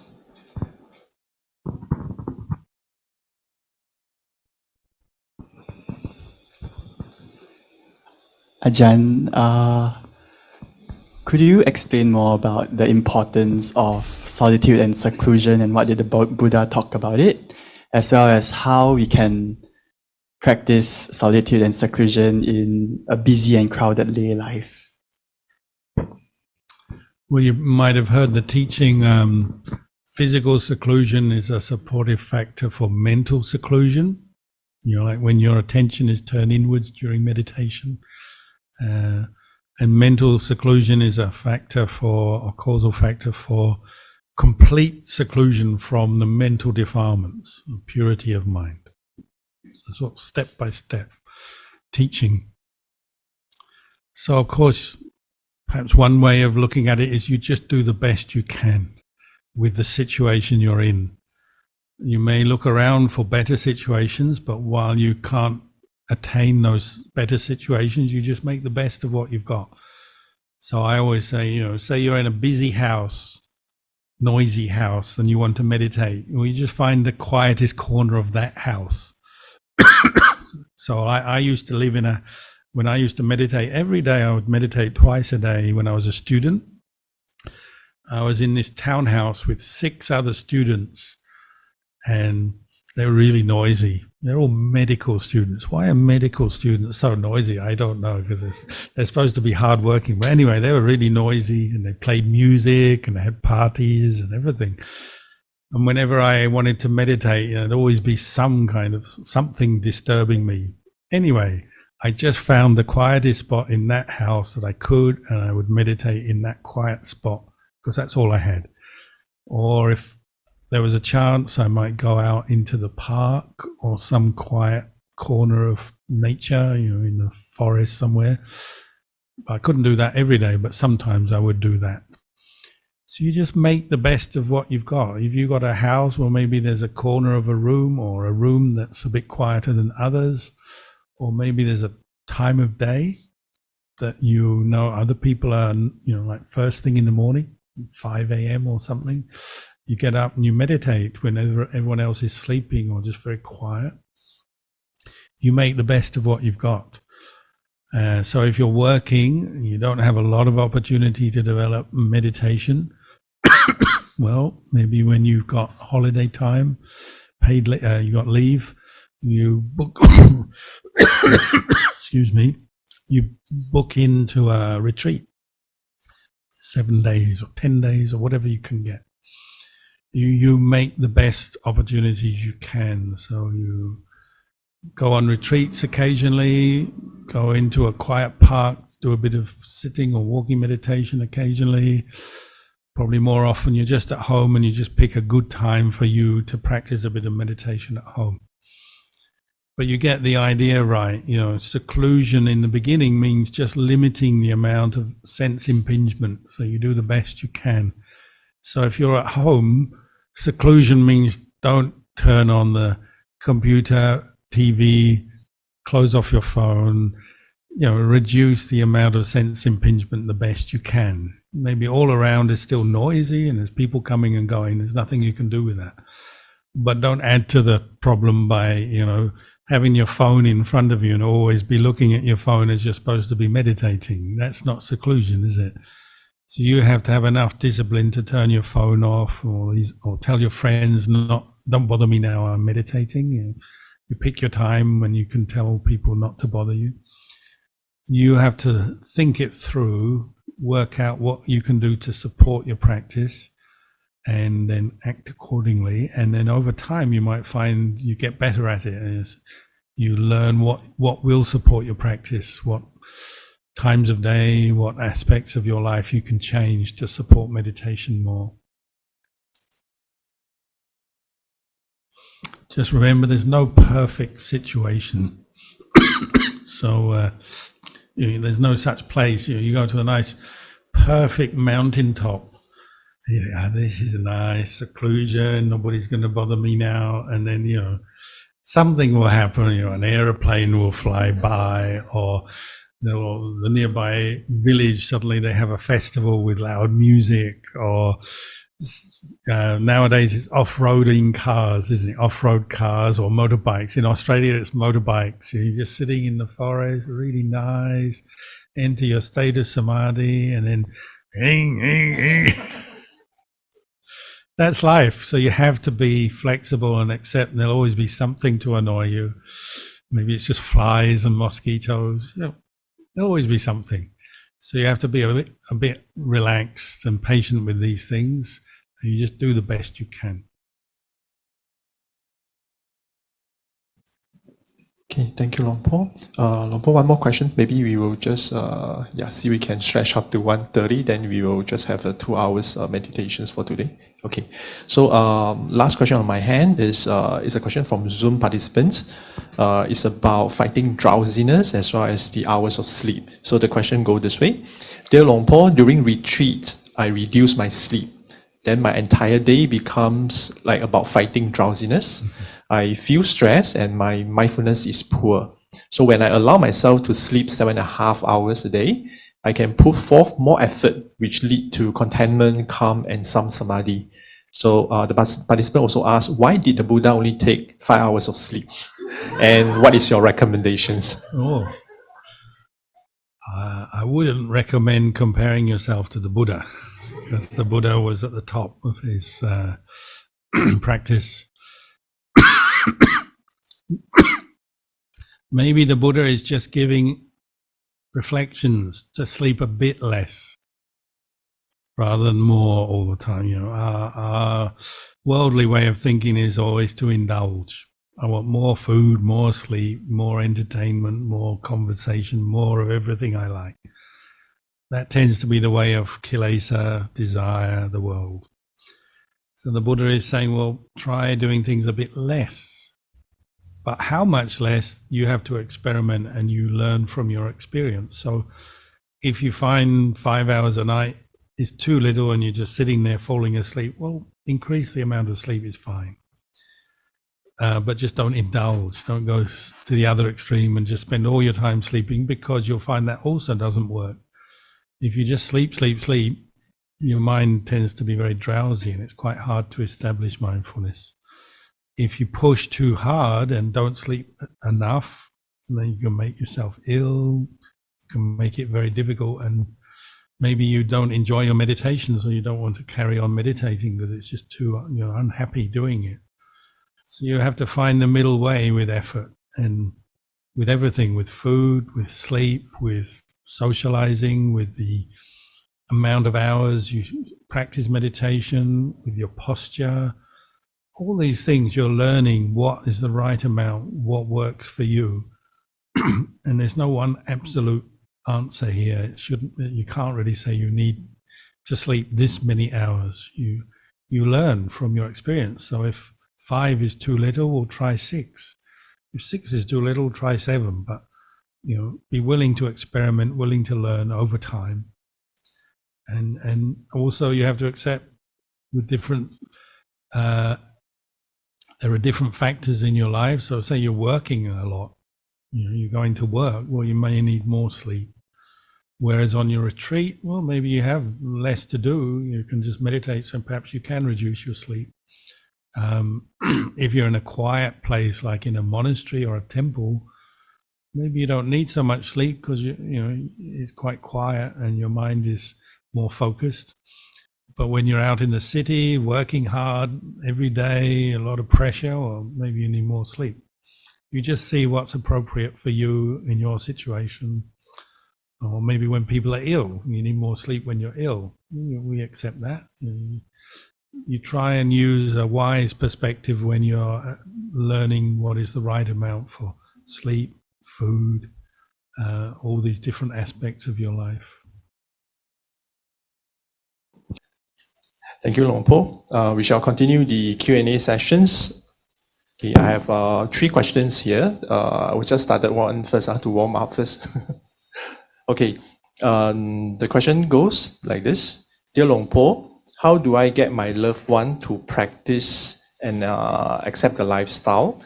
The reason is because sometimes my loved one worried about me and sometimes wonder what am I practicing. For example, they find out that I do not eat after noon time and realize that I have slimmed down. Since that incident has led to friction and misunderstanding as they do not understand about my practice. So how do I respect my elder and yet continue with the practice while maintaining harmony with others? Nowadays, people, they go to the gym or they go on some kind of retreat to slim down. They pay money, do all kinds of diets and all kinds of plastic surgery and everything to slim down, and nobody complains at all. They all say, oh, that's good. But as soon as they keep the 8 precepts and slim down for free, it's a problem. I don't understand. This is just normal. When people are not, they don't yet have faith in the Buddha Dhamma Sangha, they don't understand practice, then they look at it as something negative, something strange, something threatening even, something extreme. But they're not really reflecting, I don't think, as I just pointed out. If you slim and pay money to do it, people praise you. But if you slim simply because you're keeping precepts, then it becomes a problem. So it's a very good example of how people's views are not really in line with Dhamma. The best way to convince your family of the value of practicing the Dhamma of the Buddha is to become a monk or a nun. Yeah, shave your head, put on the robes, go and live in a temple somewhere. Then they'll see you're really committed, you're sincere, and then over time they'll start to listen and realize it's something important, and you'll gain the skill to teach them and show them how to practice. But of course, not everybody is able to do that. So you have to do the next best thing. You have to keep practicing yourself. Come on retreats, listen to the Dhamma talks, keep the 5 or even the 8 precepts if you can. Practice dana, generosity, kindness, compassion in daily life.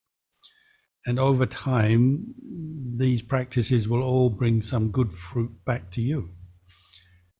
And that fruit, these good qualities that grow, the peace, the understanding that grows in your own heart, you can then give something back to your family, even,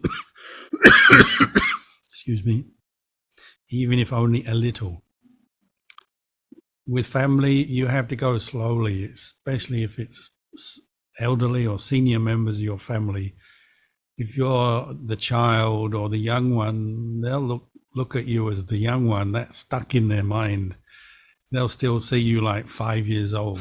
So if you start teaching them about the Dhamma, they'll just say, what is the kid saying today? Even though you're 40 years old or 50 years old, they might still view you in that way. They look down on you as a young one who doesn't really know what they're talking about. So you have to be very humble, respectful, patient, and you keep doing your own practice first. If they don't yet see the value, you just carry on. If you see the value, you know what you're doing is good, you have good intention, then just carry on trusting in that good intention. Little by little, the goodness of what you're doing will come out in your behavior, what you say, what you think, what you do, how you treat them. This will start to change, but it may take 1 year or 5 years or 10 years, who knows? Depends on the person's karma. But you just have to keep going. But of course, you have to be an example of a Buddhist practitioner. You can't want to convince some family member how good the Dhamma is and get them to practice what the Buddha taught if you yourself are not doing it. They won't believe you, will they? If you come back from the retreat and you're getting all moody and irritable and blaming people and complaining and getting angry, they'll look at you and they'll say, what good has Buddhism done? You have to practice for yourself, and then they'll see the value.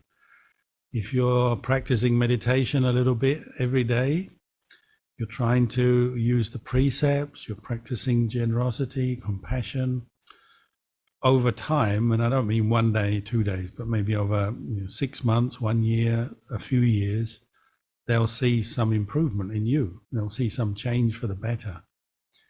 And that will give them a little bit of confidence that what you're doing is good. They see how it affects you in a good way. But it's very subtle. You may just sometimes show patience where you used to lose your temper or get annoyed. You may show kindness where before you were a bit selfish or indifferent, didn't care. There may just be very subtle changes in you, and then eventually someone might notice that, and then they'll warm to what you're doing, and they'll say, what you're doing seems to be good. That will help, and then they may ask you, how do you practice? Why do you practice? And you can tell them in your own language from your own experience. You don't have to quote the Buddha necessarily. Most people find that difficult to cope with. You start recounting suttas that you've learned, or the evening chanting, or quotations from the Buddha. If you yourself are not a teacher, well, that may not come across so well. But if you just tell them, well, granny or dad or mum or whoever you're talking to, you say, I practice meditation and it helps me to be more mindful, more aware. I can let go of some of my stress. I feel happier for it. I'm more relaxed. I practice dana in different ways and it makes me happy to do it. If you just explain that and you're just telling the truth, that has power to it, that has a value to it, and then people will start to recognize that. That's my experience, and many, many other people I know. And Ajahn Chah used to say, when you talk about the Dhamma, you don't have to quote the texts, you don't have to learn Pali, you just speak from your experience, and that will actually be perhaps more meaningful to your family or friends than quoting something from the Buddha. So you have to practice, and this will help you to convince other people, but it may take time. You have to be very patient. Thank you, Long Po. Second question is about karma. Dear Long Po, if a person has been confirmed by the doctor that he has become vegetable, I think it's referring to brain dead or coma, should the family continue to give him life or medical support? What is the best way for him to burn his karma? What is your view on animal liberation? does the act actually help to create good karma and prolong one's life or prevent serious illness? Well, with the first part of the question, if someone is very weak, ill, maybe dependent on the machinery of the hospital, medication, you got ventilators, tubes, all of that. Understand those are always difficult situations for everyone. I don't think there's one answer here. Each person, each situation is going to be a little bit different. But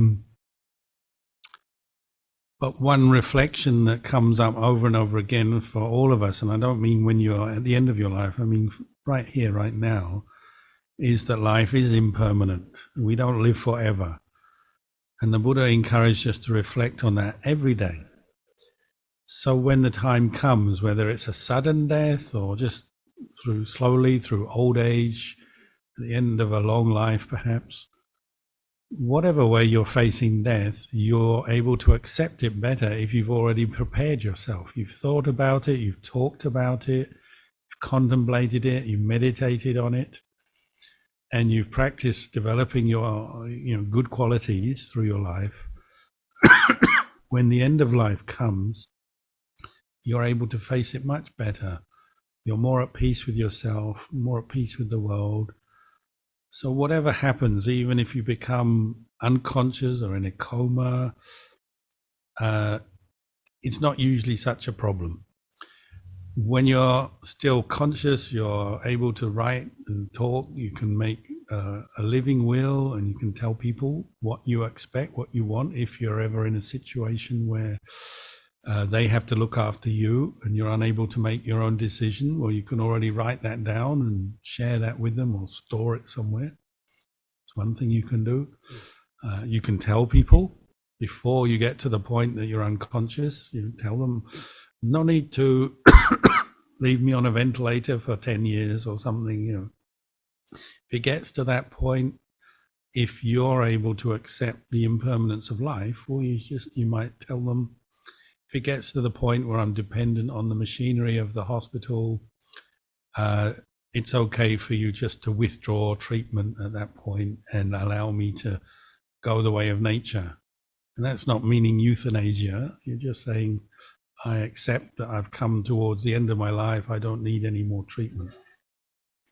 So even if you can't speak, they may understand that, and they make, as a decision, a group, your family, they might make a decision at some point to not take on further treatment. Having it taken treatment to a point, fine, but then you reach a point and you say, enough.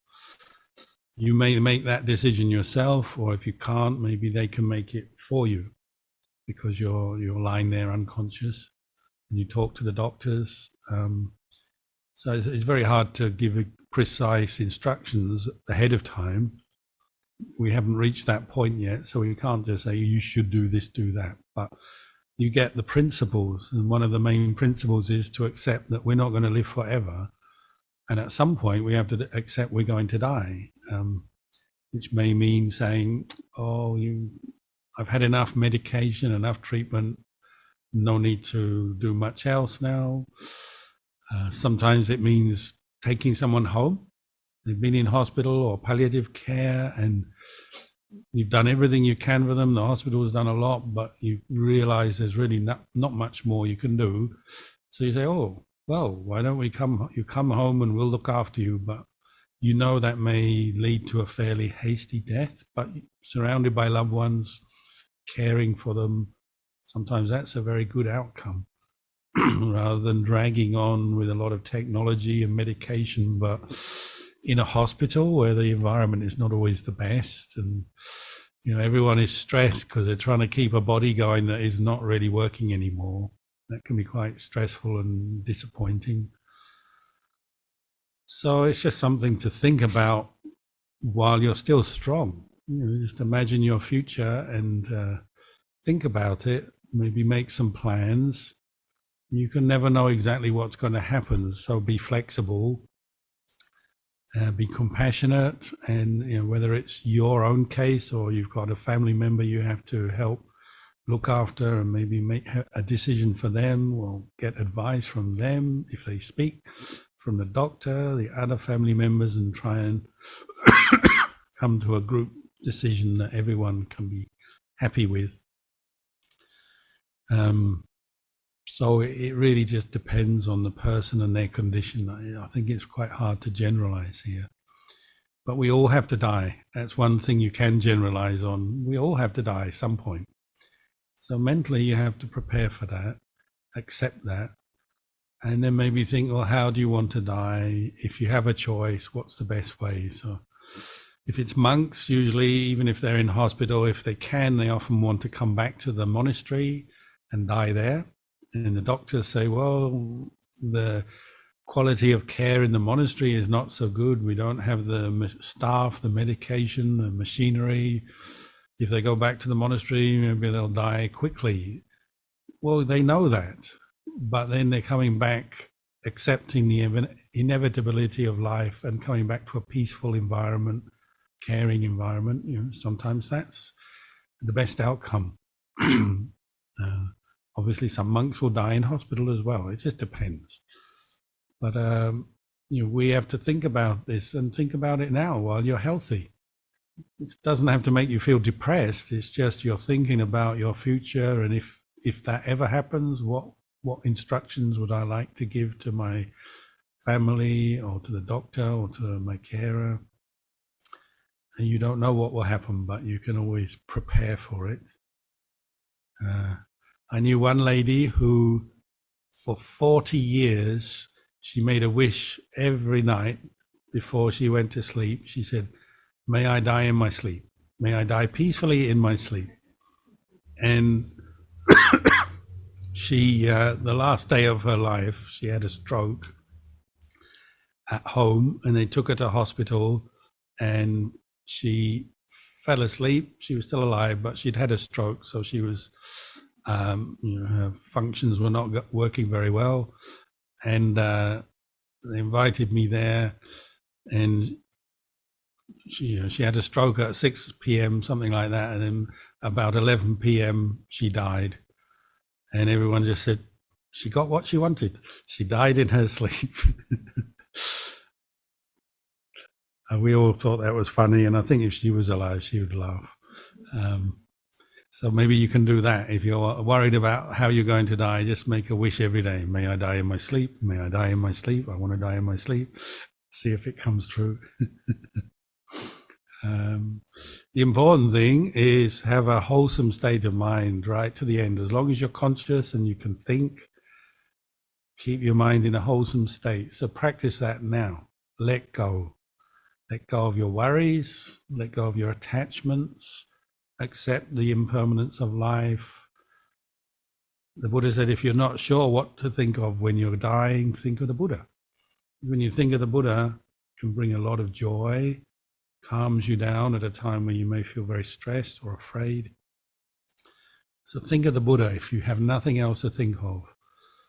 But if you've practiced meditation in your life, or when you get close to death, maybe you can just quietly meditate on the breath. Or you can remember the good things you've done in your life, your dana and helping people and doing good things. So practice that now while you're healthy, strong.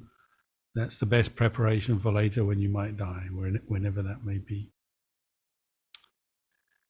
And the other question was about liberating animals. Correct.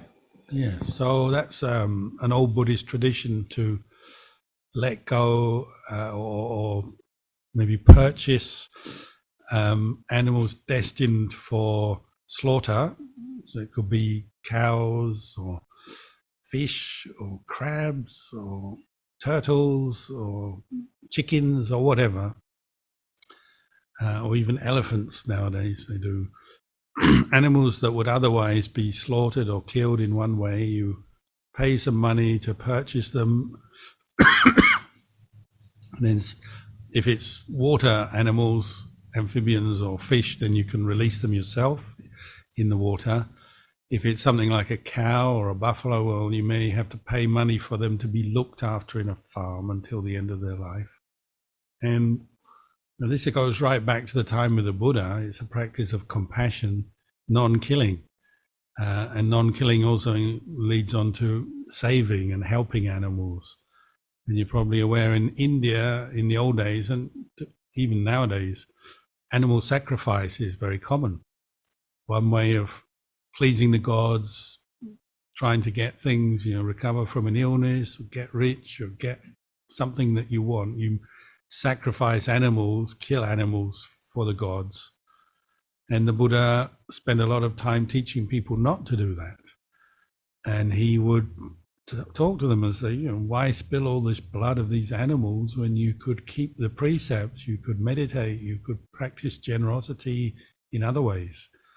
And so he discouraged people from making animal sacrifices. And he himself, when he was young, there's the famous story, he rescued the swan. And it was obviously something he would encourage. So Buddhists have learnt to do that, to save animals if it's possible. It may involve paying money, but then you help an animal. And the belief is, well, you're making good karma, saving an animal and helping it. That good karma can boost your own well-being. Sometimes in obvious ways, you feel very happy, and that already boosts your physical well-being, your immune system.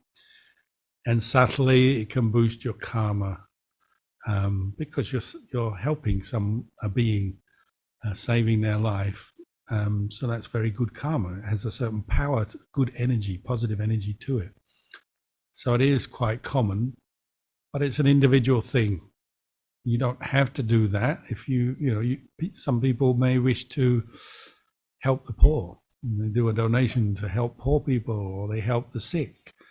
They buy some hospital equipment, and there's so many ways we can do dana. So freeing animals who are destined for slaughter is just one way. Even I've done that before, and it was quite enjoyable. Save a buffalo, save a cow, save a fish. And last June, we purchased some fish in the market, 100 fish, and we put them in the river, and they turn around and swim back to you, and you say go, and they come back. Whether they are really recognizing you're helping them or not, I don't know, but they swim back to you. It seems to be a kind of gratitude. Certainly cows, like we also last year we purchased a few cows from the slaughterhouse, and there was about 8 cows in a corral, and we went there trying to choose one because it costs money, so you can only choose one. We only had enough money for one, and all these cows were really kind of unhappy, grumpy. Well, because they're destined for slaughter, maybe they knew that. So they're really afraid of the people, and they're kind of moving around, and we're trying to pull one towards us to say, this is the one, and they just weren't coming, and they were getting very aggressive, and we fully understood why. Eventually we managed to pull one over and tie a rope around. Once we tied a rope around it, and then you put a garland of flowers around it to say, this is the one we are purchasing to save. Completely changed. It went all passive and happy. Once it had been chosen, it went really calm. But before that, it was really aggressive, just as you would be. If you were all herded up, going to be slaughtered, you'd probably be quite, unhappy about it. So you wouldn't be very peaceful. But once he was saved, this cow went really peaceful. And you can see the change in their character at that time. So it's it is one thing you can do. It's a personal choice, isn't it? Thank you, Long Po, for answering the questions. The third question here is about holy life. The question goes this way. Dear Long Po, could you mind sharing why do you choose to ordain from the worldly life? Can you share the challenges you face in your practice as a lay person as well as a monk, and how do you overcome it? This participant would like to say thank you for your visit and conducting the Dharma talk and retreat despite you are unwell. So may you be well and attain Nibbana soon. Sadhu, sadhu, sadhu. Thank you very much. I wasn't brought up Buddhist, as you might expect. I was brought up in South London in a Christian-based family, in a non-Buddhist culture. So I found Buddhism through my own investigation, inquiry, reading, looking at the world. Somehow or other, I came across Buddhist books and they really struck a chord with me. They made good sense. The wisdom of the Buddha, I found, was more satisfying, clearer explanation of life than any other teacher or any other religion or system. So as soon as I started reading Buddhist books, I was convinced, the Buddha really knows what he's talking about. That led me to want to practice more. So learning to practice precepts, I realized I needed more discipline. I was a teenager in London. My precepts were not very good to start with. I needed more discipline. I realized I had to watch what I say, because sometimes when you're a teenager, you say the wrong thing. You're too aggressive, too abusive, tell a lie, make a joke at someone else's expense. These kind of things I started to notice, because when you practice mindfulness and then you reflect on sila, you notice your faults, your weaknesses. So the way I treated other people, relationships, the way I treated the material world, many things I was learning as I read about Buddhism and then tried to practice the 5 precepts. The very first meditation group I joined, I was very happy. They taught mindfulness of breathing, similar to what we practice today. It was quite a large group, similar sort of size, and that was at university, and we did it every week. But I noticed at the end of the meditation session, maybe half of the group would walk straight around the corner into the student bar and drink. And I was thinking, hold on, you meditate and you become more calm, mindful, and get some understanding of what the Buddha taught. And then the next thing you do is you go and drink alcohol, which clouds your understanding and ruins your mindfulness. And I realized sila is something that you have to practice to support meditation. So as soon as I started meditating, I gave up drinking alcohol, which wasn't very popular with my friends because they all drank. But for some reason, I thought it's worth it. I don't want to. I understood why the Buddha said don't drink, because you could see if you meditate and you drink alcohol, you're going in 2 different directions. Your mind becomes very cloudy, you become less restrained, less self-controlled. So there were things like that happening. I was practicing meditation, reading the Dhamma, listening to the Dhamma, practicing meditation, and then I was adjusting my lifestyle. So I started to keep the 5 precepts. Not killing was very easy. Normally I didn't kill, but I had killed. I'd gone fishing, and I thought, I caught 1 fish, and my dad said hit it on the head with a rock, and I couldn't do that. And the idea was you catch a fish and then you eat it. So I can't do that. So I said I'm not going to go fishing again. That was it. I finished with that. So not killing, not stealing, not committing acts of sexual misconduct, respecting relationships. All the 5 precepts made good sense to me. I wasn't necessarily pure or perfect, but I could see their worth practicing, and it supports your meditation. So I did the 2 things together, and once I was more familiar with the 5 precepts, then sometimes I would go on to the 8 precepts. So I started sleeping on a mat on the floor. So my friends thought I was crazy. He doesn't drink, he's sleeping on a mat on the floor. Yeah, literally, they thought I was crazy. Am I ready to go to the mental hospital or something? And I said, don't worry, I'm just trying it out, see what it's like. I tried to explain myself. That's what it's like when you commit to Buddhism. People who are not committed will look at you as though you're strange or you're a little bit funny or weird. Like some of the questions today, you know, they think it's extreme to not eat in the evening. But actually, it's not that difficult. You know, you can eat maybe a breakfast and a lunch before midday and just have some light drink, fruit juice or tea or coffee or something in the evening, and it's quite doable. But somebody who's never done it might look on it and say, well, oh, that seems extreme. You Buddhists, you're really extreme. I started to eat vegetarian food, which is not actually compulsory if you want to be a Buddhist, but it went hand in hand with not killing. And then some of my friends were into another form of animal liberation. They would go to factories where they did testing on animals, you know, dogs that have many dogs, and they force them to smoke cigarettes, or they'd use beauty products on them to see whether there was danger for humans first. They would test them on the dogs. So they broke in to liberate the dogs, which, you know, I understood they had compassion, but I didn't want to do something like that where I cause physical damage or even, you know, fight with a security guard or something like that. I thought, well, that's too extreme. So I practiced compassion, but I didn't go to that extent. I practiced non-drinking. I practiced celibacy sometimes, 8 precepts.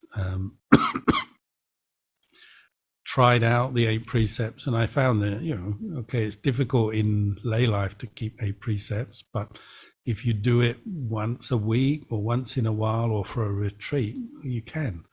You just take a period of time. So I tried practicing with the 8 precepts. And then, of course, when I went to Thailand to find a teacher. I was lucky. I found Ajahn Chah very quickly. That changed everything. Once I'd stayed in a monastery with a good teacher, a good sangha of monks, I learned meditation even better than before, and I learned the precepts, to keep the precepts in a monastic environment, helped out the monastery, followed the routine, learned the chanting, the sort of things we've been doing today as well. It all made much more sense. And I had the sense of confidence that, you know, what the Buddha taught, you can still practice in this day and age. Because again, people who don't practice Buddhism or don't understand will always say, oh, it's out of date, you know, something from 2,500 years ago in India. You can't do it in modern Singapore, and, you know, have all these excuses and comments. But when you practice it in a monastery, that was in Thailand, you realize, oh, you can still practice what the Buddha taught today in any level you want, as a monk or as a lay practitioner. You can meditate, you can keep 5 precepts, 8 precepts. You can do everything that the Buddha taught, even in this day and age.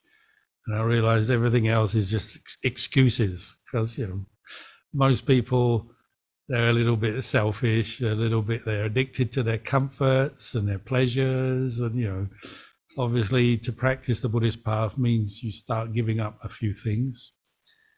And I could see, well, of course, some people don't want to do that, and fine. You know, the Buddha didn't force anyone to do anything. It's up to you as an individual if you choose to take on that discipline, practice meditation, live more simply, forgive your enemies, whatever it may be. It may not be easy, but I practiced that and I found, oh, everything brings good results, improves your life. So for me, I didn't have too much doubt, just practicing what the Buddha taught. I felt very happy as a lay practitioner, and I wanted to try the monk's life. And when I became a monk, I was happy as a monk. Doesn't mean to say it's always easy, because you give up certain things, you live quite simply, you give up your rights over money, you're celibate, you give up your money, get up very early in the morning, you don't have your evening meal, you don't have any property. So of course, yeah, you have the challenges of working with your desires, but the advantage is you gain a lot of very good, refined spiritual qualities. You gain mindfulness, you gain wisdom, you gain patience, you gain compassion, you gain all kinds of good qualities. Maybe only little by little, of course, it's slow, but once you realize you're gaining all these good things, you don't mind giving up the other things. And that's the way I look at it anyway. And you can do a lot of good as a monk. You know, even just living as a monk, people see what you're doing, you know, lay people see what you're doing, know what you're doing. That makes them happy and gives them a good example. If you're able to teach or explain the Dhamma, you know, teach meditation or something, you can do more good like that. So I realized, you know, the opportunity to do a lot of good for myself and for others is there. So I just kept practicing, and you know, that's ended up here today. So it's not that I didn't have any challenges or doubts, but I just took them as part of the practice, and you just work with them. And if you have a good teacher and then other Dhamma friends, Kalyana Mitta, well, that gives you a bit of confidence as well. It may be as simple as, like, when I first got into the monastery in Thailand, I had a question: am I going to be able to get up at 3 a.m.? There's a morning bell at 3 a.m. Am I going to be able to get up at 3 a.m. every day? You know, and I asked another monk, and he said, yeah, you get used to it. And I was thinking, I'm not sure. But then after I've done it a few times, I realized, well, you can do it, and you do get used to it. Just as you can get used to not eating in the evening, sleeping on a mat, all the things that you might think as extreme or difficult, you can get used to it all. And actually, you reach a turning point where you would rather do it that way than go back to the old way of, you know, nice big house, furniture, bed, 5 meals a day, 10 meals a day, money, travel, buying things, all of that. That's full of suffering.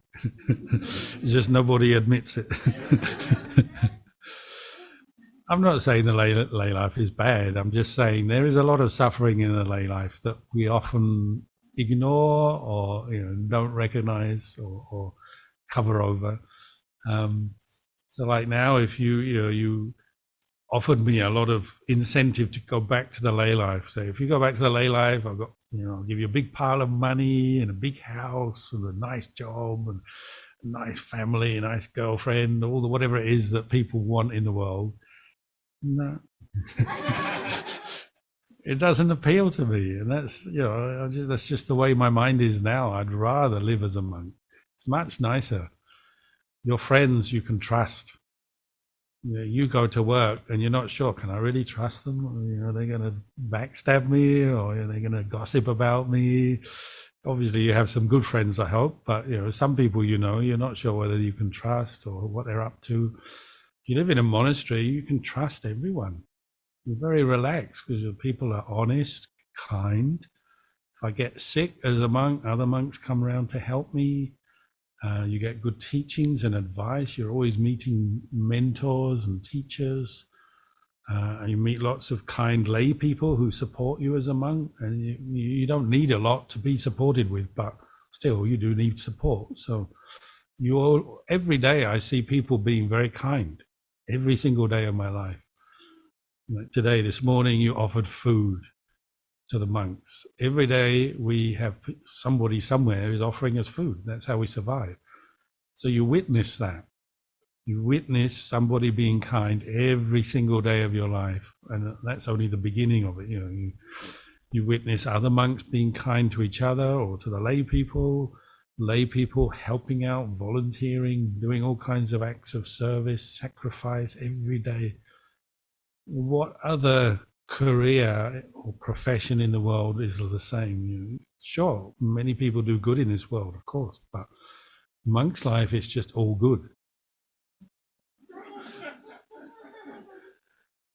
Even when it's bad, it's good. Meaning, you know, say you have a mood. Sometimes you have a mood. You're a monk and you're frustrated, or you're angry with something that's happened, or you're sad, or you're missing something you haven't got. Okay, sometimes you have some suffering, but you have all the tools to deal with it. You have your teachings, your meditation, you have friends with advice, you have people around you who give you a good example. So you always turn suffering into something good. You learn from it and you overcome it. So even suffering becomes something useful to you.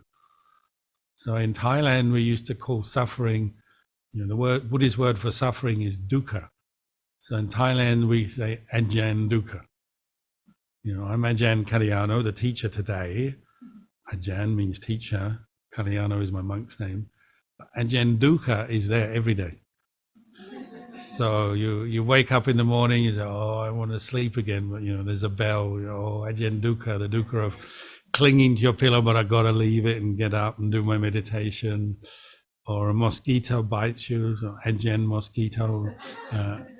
Or somebody, says something you disagree with, or they stir you up, maybe they stir your ego a little bit.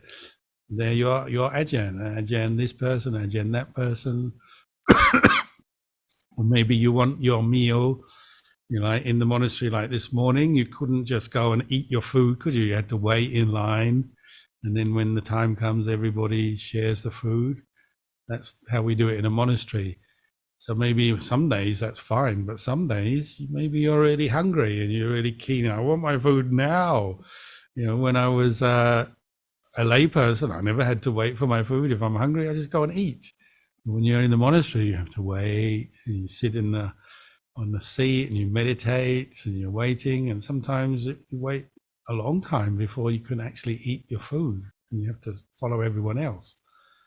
That becomes your teacher, Ajahn waiting. But you really can't complain, because the food is usually very nice food and people are very kind. They bring it. It's delicious food. You have gratitude, and to wait a bit, well, you learn, don't you? You learn how to wait, and you realize it's good for you, because you're teaching yourself to let go of some of your desires, your impulsiveness. You've got to eat now. I always feel sorry for the young novices. In monasteries, sometimes you get these teenage novices in their school holiday, they ordain, and they got to wait for the meal. And they sit there and they're kind of fidgeting and they're getting all kind of worked up because they've got to wait for the food, because they're not used to waiting, are they? In the lay life, you want food, you want to eat, you just eat. We had one novice, he was so upset waiting for his food. He's like sitting there, when are they going to let me eat? When? So he's doing this with his fists, and then after a while he just started to bang his bowl, his monk's bowl. Bang, bang, bang, bang. Everyone thought, what's going on? They look at the novice, is bang, bang, bang. Oh, he's getting hungry. Okay. That's just the mind, isn't it? When that's the Ajahn dukkha has come to visit, and you've got a lot of dukkha because you want to eat. So everything is a teaching. Even your dukkha is a teaching. And when you understand that, you turn it into something good, because you learn from it. You learn about yourself, and you overcome your dukkha. It's not you just kind of sit there grinning and bearing it, and you have to be with your dukkha and you don't really learn anything. It's not like that. You learn to let go. Then you move on. You're a bit wiser, a bit more peaceful, a bit more mindful than before, and you grow from that. That's how teachers like Ajahn Chah become Ajahn Chah. By training, by practicing, by going through a lot of suffering, but turning it into lessons that he learned from so he could let go. So now you ask me, do I want to go back to the lay life? No. Very happy as a monk. I feel sorry for you. You have to go out every day, earn the money, pay the bills, deal with the problems of society, the workplace, family. Tonight you're all going to Chinese New Year with your big families, and there'll be the one that you like, and the one that you feel ordinary, and then the one you don't like.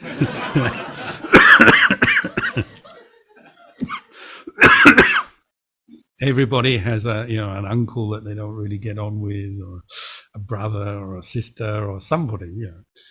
Hopefully it's not too serious, but it's true, isn't it? In your family there'll be the ones you're close to and the ones you're not, and you've got to learn how to get on together. So Chinese New Year, Sometimes they have the fireworks outside and then the fireworks inside. Things come to a head. So you take your Dhamma with you today. You know, if you go to your reunion dinner, you got to be very mindful, calm, because you're now like on show. They'll say, "Where were you today?" "Oh, I was at a Buddhist meditation retreat," and they'll be watching you. Is he mindful? Is he talking too much, or is he getting upset with somebody, or saying the wrong thing? You know, that's one of the difficult parts of being Buddhist, is everyone starts looking at you and how you behave. And you know, if you eat a bit more, you know, maybe there's some nice food and you take a bit more than you should, and they go, "Oh, I thought you were a Buddhist. You're supposed to practice restraint and mindfulness." So you know, everyone starts picking on you when you're a Buddhist. It's difficult. That's just part of the practice.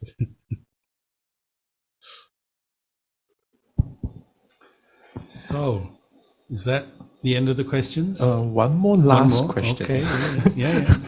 Okay, one last question go this way. Dear Long Po, how do we know if our choice or our decision made to avoid conflict or work stress, or we look for self-improvement, is how do we know that our choice or these decisions contain the elements of greed, aversions, or any karmic effects?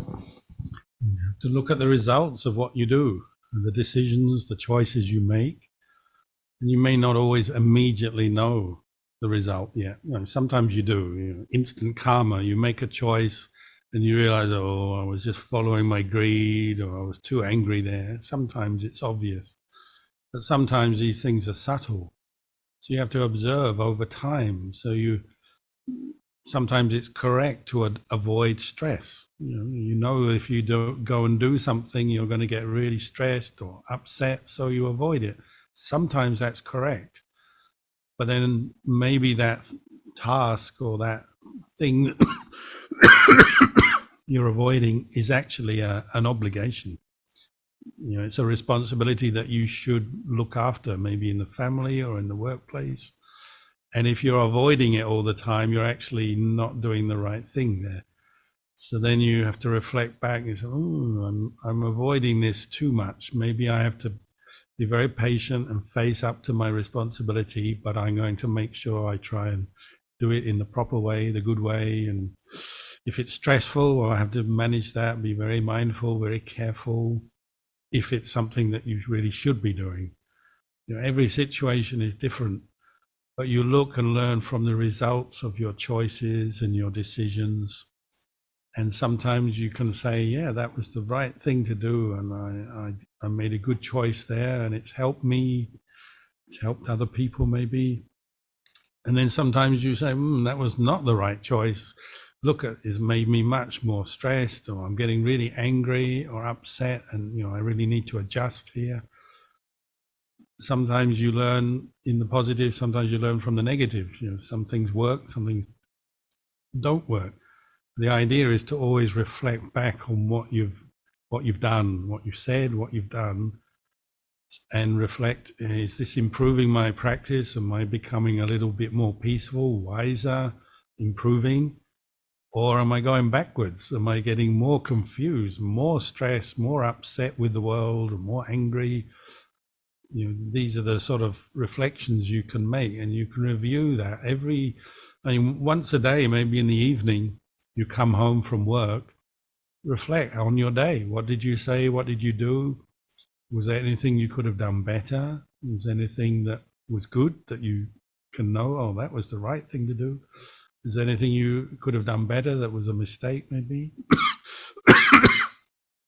If you get in that habit, you do that every day, if only for a few moments, you reflect on your day, then over a long period of time, that will become part of your mental makeup. That's something that you'll be doing regularly. So then over a long period of time, you may be able to review and assess your own performance at work and how things are going in your family life, how things are going in your own meditation.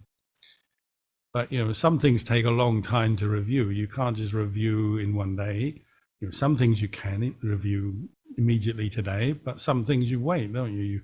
You see how your practice is going over a period of months or even a year. Like this is Chinese New Year. If you've got a moment, sit down and reflect. What was I doing last year at this time, Chinese New Year, last year? How was my life going? This year, how is my life? How is my state of mind? How do I feel about things? What kind of thoughts and feelings are coming up every day? Am I more stressed this year than last? Am I more greedy this year than last? Am I more angry this year than last? Or am I actually more self-controlled this year, more patient, more mindful? Maybe 1 year by 1 year, you can make that kind of review. And you can't remember every last detail from a year ago, but you can remember some things, and maybe you can see trends. And you might notice, something you're doing is making you more and more upset, more angry, or wasting your time, or wasting someone else's time, or wasting your money. There's so many wrong choices people make. The only way to change is to observe, this is not going well, I better stop or make a different decision, a different choice here. So we can review our behavior in the short term, but then also over a long period of time we can do that. And then you'll know whether you're doing something right or wrong, because you see the result. The result in terms of spiritual practice is not always exactly correlating to the material world. So maybe you're getting richer, more power, more responsibility, say in a job, okay. But then you look at your state of mind, what's it bringing with it? And are you becoming more ruthless, you're more greedy, more ambitious, and you're trampling on everyone to get all this success that you're meeting? And maybe that's true, or maybe you're progressing together. Your material success is matching your spiritual success, and it can happen. Both things go together, but you have to make that review, don't you? You have to learn. And one thing to remember is it's all impermanent. Whatever you're doing in this world, one day you won't be doing it. You'll retire or you change.